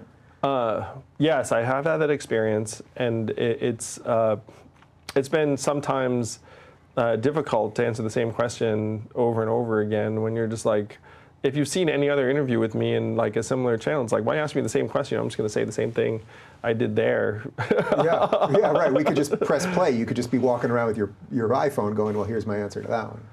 Yeah, there's like a fixation on it. And the way I think about it is that people on the internet are actual real human beings who happen to have an internet connection. Yeah. And distinguishing between them and other types of citizens just strikes me as bizarre. Yeah. It's like people on the internet equals just people. They're just people. They're not all Russian bots? Yeah. Well, someone inventoried my social media following, and it came up like 97% human. So it's that's got to be the best of the crew that you're involved in. Yeah. So if you do the same exercise on other politicians' social media followings, you get much lower proportions of humans.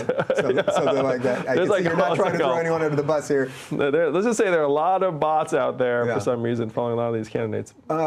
Beyond just sort of the gotcha questions of mainstream media, what do you make of the general state of media in general, where it seems like it's just, the short questions, cable news, just the state of our sort of paralysis, and right versus left, and Trump this, and, the focus on sort of all the wrong things. I did not realize how institutionalized the media companies were until running for president.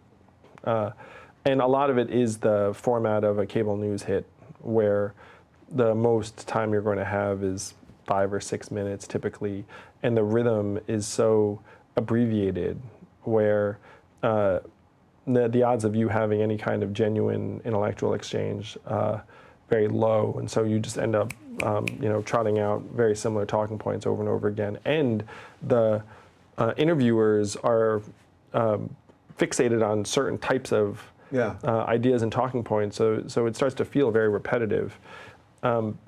It's one reason why we're screwed. I'm trying, man. I'm trying. No, it's one reason I'm grateful to be here, and I appreciate this format, because the media institutions are confused somewhat by my campaign, but they're accustomed to this very powerful gatekeeping role that is waning quite quickly.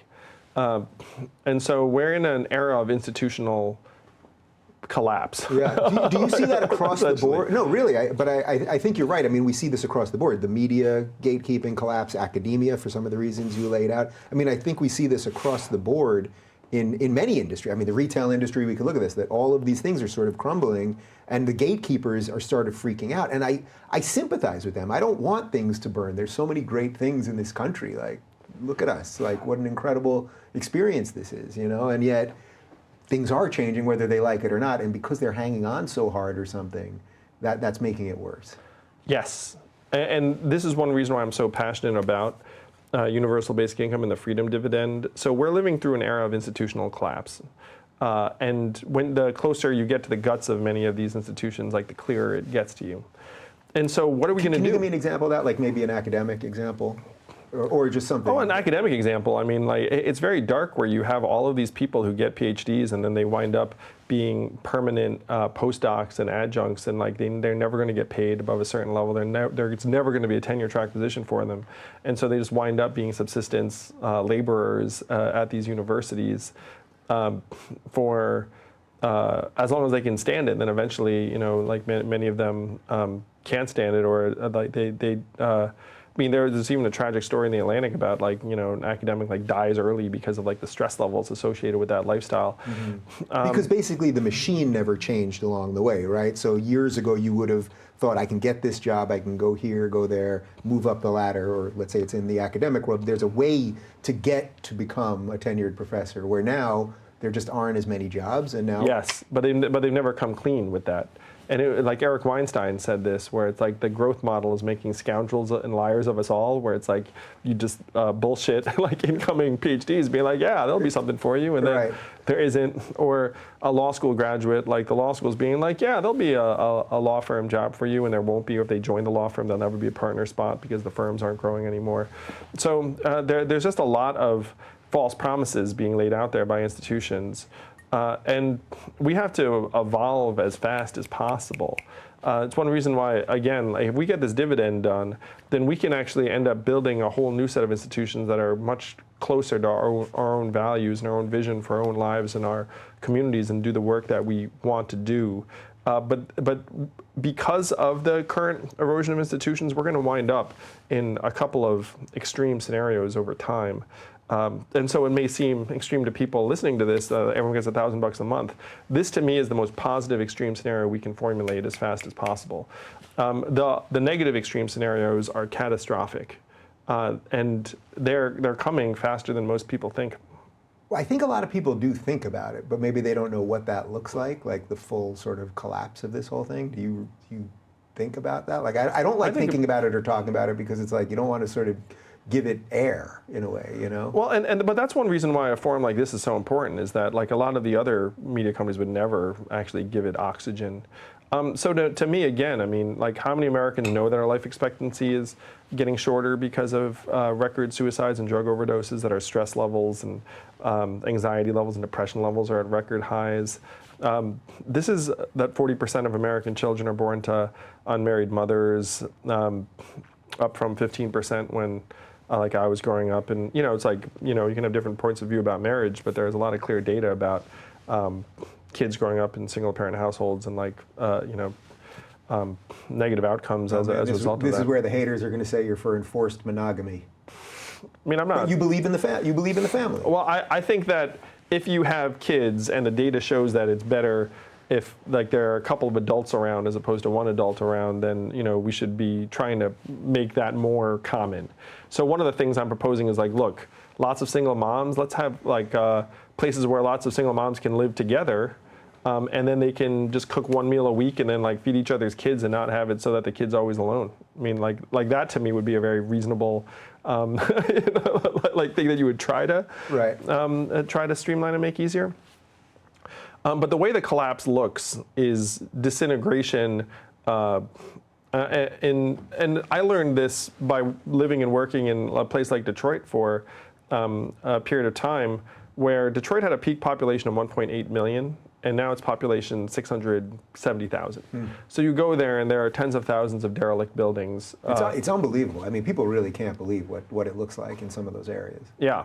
And so you have 30% of American malls that are going to close in the next 4 years. Have you been to a ghost mall? I don't think so. Because they are also eerie. Yeah, that's got to be seriously like Walking Dead. Weird. It's like zombie movie type stuff. You can't just wander in, right? I mean, you've probably been privileged enough to just wander in, because you've got to fix the repair, I mean, I've been, or even if you've been to a mall that's like mostly. Yeah, like I've been to those, or like a dying mall. Dying mall, sure. Yeah. I mean, I've been in, like ghost malls too. I mean, this, to me, like the rubber hits the road when we start automating away the trucker jobs. And I'm on the record talking about the fact that, look, if you have 3.5 million 49-year-old men who didn't think their jobs are at stake, what are the odds that at least a few thousand of them decide to park their truck someplace it's not supposed to be? I mean, dozens of truckers protested in Indiana a few months ago by doing something called a slow roll. So they started driving their truck slow on the highway there, but behind them was like, why are we all going so slow? They were protesting the digital monitoring of their driving time. They were mad about that. How mad do you think they're going to be when it's their livelihood on the line, their life savings they put into their like mini fleet of trucks on the line? Do you think if we would have thought about these issues differently, or if the right set of people would have thought about the technological issues and the speed with which everything's changing, if we would have thought about this differently in a public way, say 10 or 15 years ago, we might have put up some barriers to some of this stuff? I don't believe that those barriers can actually be, because I am a believer that once the cat's out of the bag, once progress exists, once technology exists, you can't stop it. I don't think there's any evidence in human history that you can. But do you think that if we would have, and maybe some people were, really thinking these through 10 years ago, that it would have not led us here, or that maybe the boundaries of the sort of craziness might have been a little different? There are things we could have done, for sure. And it starts with a belief in our people, where the countermeasure for the lost manufacturing jobs was shitty retraining programs that didn't work. The better countermeasure would have been like, hey, certain companies and certain parts of our society are going to benefit to the tune of billions of dollars from this globalization. You're going to lose your job. Most of it was automation. It wasn't globalization. So it's 80% automation. You're going to lose your job. We're going to start spreading the bounty to you as quickly as possible and give you a path forward. Same thing with trucking. $168 billion in potential cost savings per year by automating truck driving jobs. How much of that right now are the truckers going to receive? Probably zero. Right. Yeah. Right. So Elon's basically going to put these Tesla trucks out there. I don't blame him for it. It's freaking amazing technology. A lot of people are going to go out of work because of it. Yes. And the guys that are losing their job, they're going to get on the government dole then, because they'll get unemployment. Perhaps. Right. And wait, why only perhaps? Well, it's true that they could file for unemployment, but right now unemployment benefits aren't permanent. But at least in the short stopgap, you then have more government expense, and then they file for disability. Right. Because about half of the manufacturing workers that lost their jobs ended up on disability in various states. And the two major conditions that they filed for were mood disorders and musculoskeletal problems, which is generally a bad back. How many truck drivers do you think have a bad back? All of them. Pretty much everybody. Pretty much everybody, or they will. If they don't right now, they will. They don't in a year. Yeah. So I mean, 80% of truckers have a marker for like a chronic health problem. So obesity, disease, high blood pressure, like diabetes, high blood pressure, like some condition. So they'll wind up on the government expense line in a very dark, punitive, dehumanizing way that's going to be debilitating. And so what we have to do is we have to start saying, okay, if this transitions on, then we should be taking at least some proportion of this $168 billion and trying to create like a more active runway. We should have done that with the automation of manufacturing jobs too. That's why, again, Donald Trump is our president today, is that no one was actually speaking to that. All right, so let's just knock out. You got a little more time for me? Sure. Oh wait, right. no. So Yeah. I didn't even like. So education is pay teachers more, but here's the thing about education I want to hit, is that so many of the Dems are talking about free college, free college, free college. College is way too expensive. We need to bring the cost down. But only 33% of Americans will attend college. 67% will either not go to college or they'll attend like a 2-year associates or community college. So what we have to do is we have to dramatically invest in vocational technical training and apprenticeship programs. Right now, only 6% of American high school students are in technical training. In Germany, that's 59%. So think of that gulf. And then we have to destigmatize trade jobs. We have to get micro of dirty jobs, and me as president in the White House being like, these are great jobs. And then we have to get all these high school kids to say like, look, college is not for everyone. Right now, we're trumpeting this fantasy that college is the end-all, be-all. College has gone up in price 250%, which is its own set of problems. But the 6-year graduation rate from a 4-year college right now is only 59%. 4 out of 10 kids who are starting college are not finishing within 6 years because they probably should not have been there. Are you ready to have that blowout fight with Bernie on the debate stage? Because when he says college for everybody, free college for everybody, and again, it sounds good, and I get why he's saying it, and then you say, well, actually, college isn't for everybody, and we need more trade jobs and things like that. People are going to say, oh, somehow, they're going to say you're the elitist, like, you know, you think only a certain, well, but that's what they're going to say is, oh, you think only a certain set of people from a certain way of life deserve to go to college, and other people are just going to have to suck it up with their crappy trade jobs. I think that's actually a more honest answer, but just the way the media frames things. I mean, that's something to me that will really come to loggerheads if the debates ever get good and get really about substance. You may see that exchange on June 26th on the debate stage, because it could be just me next to Bernie. I'll give you a birthday present and just like in front I of want Bernie a shout out on that this one. free college stuff. Yeah. I mean, I'm not, and again, it's like the minimum wage. It's like, am I for bringing down the cost of college? Yes. Am I for pretending that's going to be like the cure-all for like our current economic ills? No, because it's not. And again, the underemployment rate for recent college grads is 44%. That does not change if I make it free. It's like, is it better for them to be underemployed and not have giant debt loads? Yes, but like, is that going to be necessarily the path forward for everyone? No. Right, and plus the amount of money we would have had to put in to do that for them to then not have the path to the job. Yes, so what we have to do is we have to go to the colleges and say, why the heck did you get so expensive? And the reason they're so expensive is that the ratio of administrators to students, non-faculty, non-teaching administrators, has gone up 150%. Over the last number of years. So we have to try and get the administrator to student ratio under control. All right, so I want to do a couple more on policy, but just one on sort of the idea. Oh, sure. On the idea side. Identity politics, which seemingly has become the cultural issue, and I think almost every one of the policy issues is now rooted in identity politics. So I think you can argue that the way we talk about free college is somehow rooted in identity politics. Certainly immigration is rooted in identity politics. That we're sadly whittling everyone down to, you're an Asian man and I must have some judgment on you because of that, and this person's white and this person's black and this person's Muslim, et cetera, et cetera. Do you view identity, I've heard you talk about it a little bit actually, but do you view identity politics as positive, as dangerous, as a tool for something?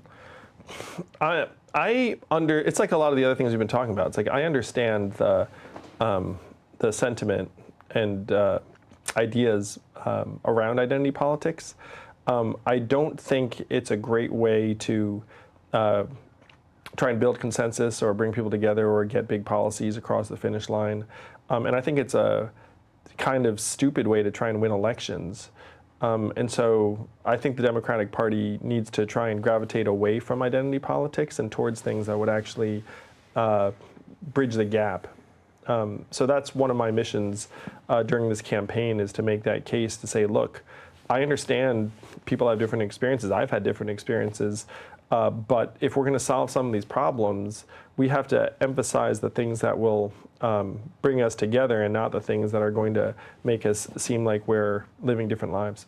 So that must be pretty sad for you to see how far the Democratic Party has gone in on this, or at least some of the other candidates that you're going to be standing on stage with have gone with this. Yeah, it's been really interesting for me because like I was it's like I've been like a, Democrat, and like I thought it's like, hey, it's like I'm just like you guys, like, Who cares? Nobody cares. Yeah, and but the odd thing is, I don't mean the people on stage necessarily, but the people that buy into these ideas would look at you and go, okay, well, he's Asian, and because of the way Asians are socioeconomically successful and families stay together and all these things, your markers of identity are the ones that get punished. I mean, obviously, I'm sure I don't have to tell you about what happened with Harvard and the Asian students that they wanted to deflate the numbers on, and it's like, no one gave your parents from Taiwan anything when they got here, but they want you to be punished because they worked hard and now you work hard.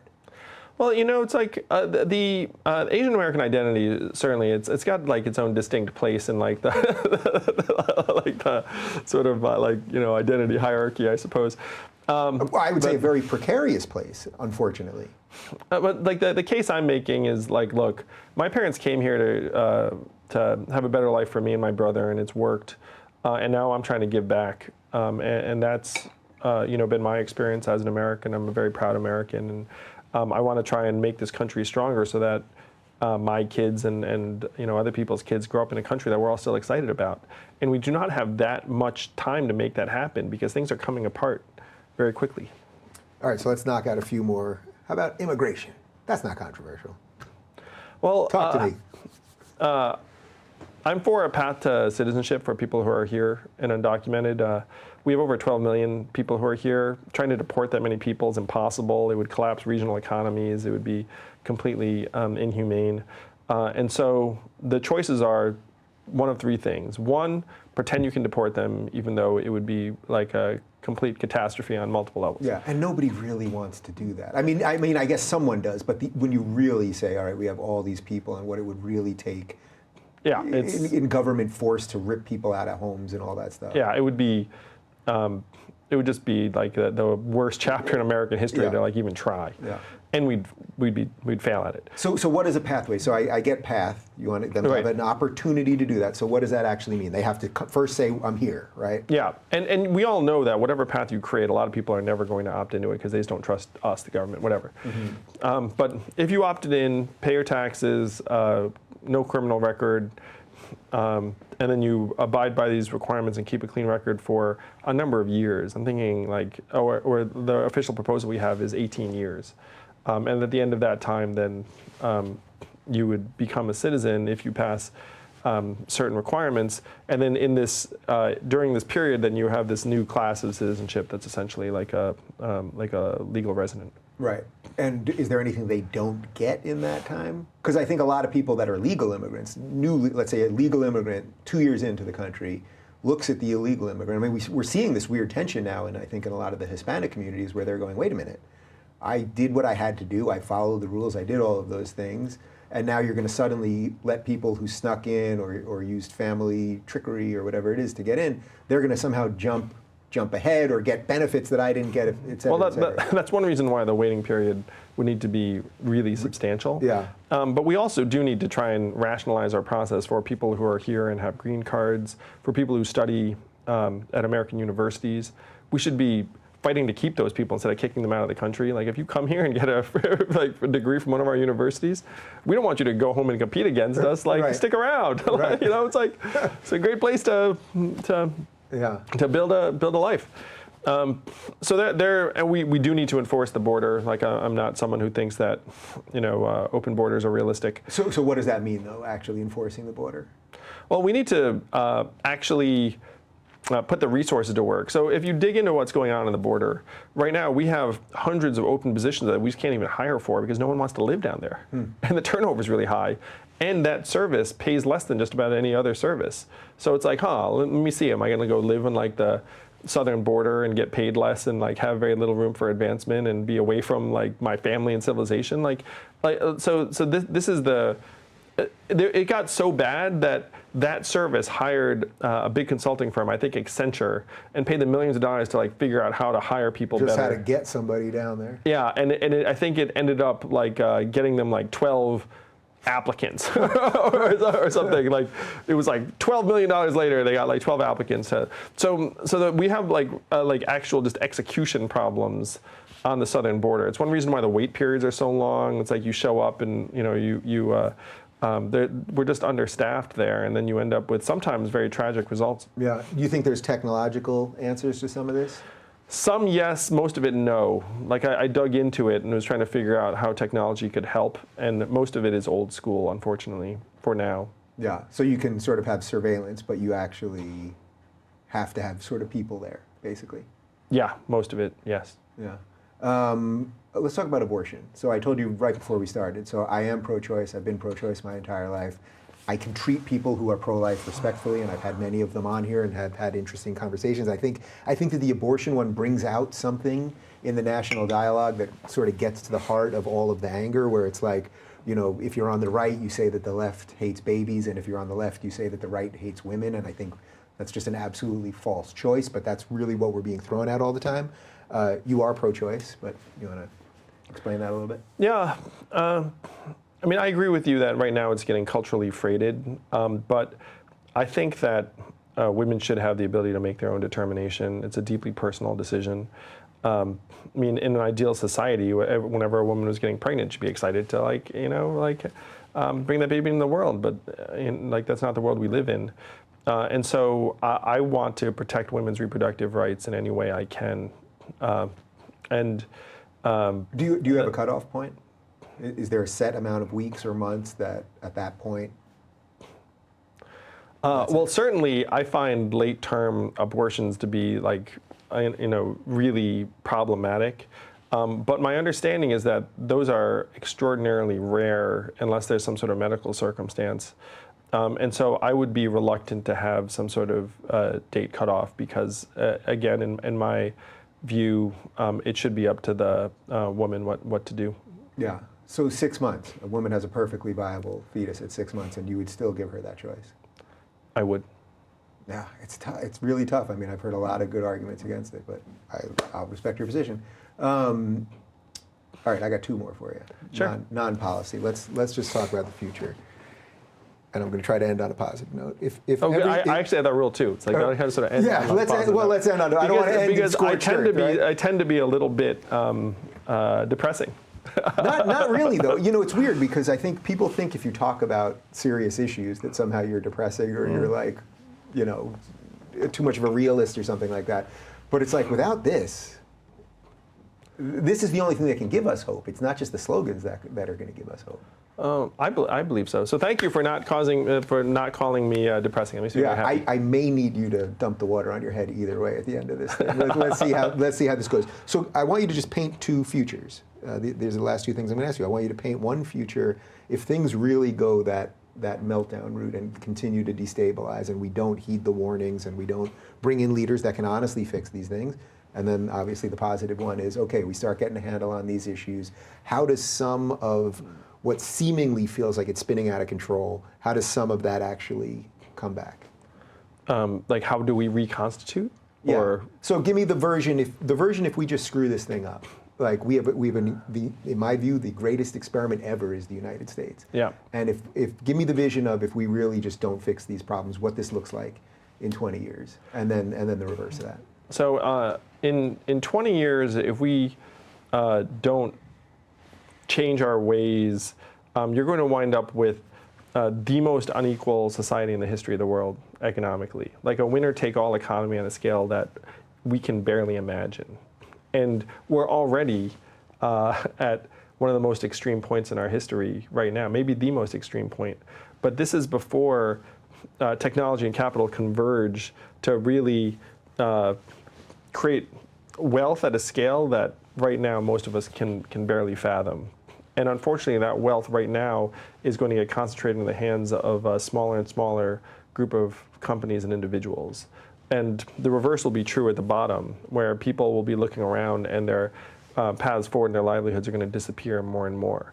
One of the stats that I find most depressing is that the rates of interstate migration right now are at multi-decade lows in the United States. So people aren't moving for new opportunities, they're hunkering down. Mm-hmm. So think about what that means, that if you keep having the opportunities diminish in these places, but people just hunker down and stay, that you wind up with a real degradation of your way of life of your culture, of your society. That's how you see these massive drug problems.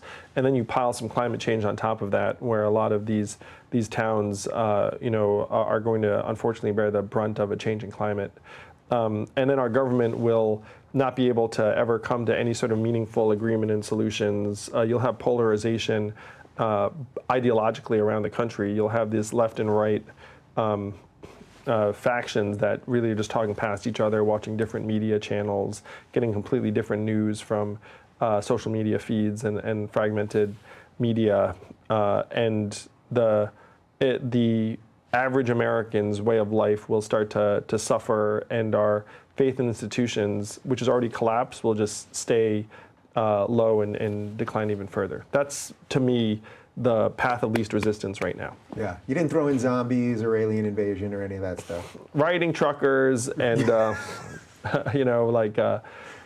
self-driving pizza delivery cars, which we'll find both delightful and mildly dystopian. Right, Skynet takes over the whole thing. Okay, so that's the negative one. Now give me the one if we start getting a handle on some of these issues.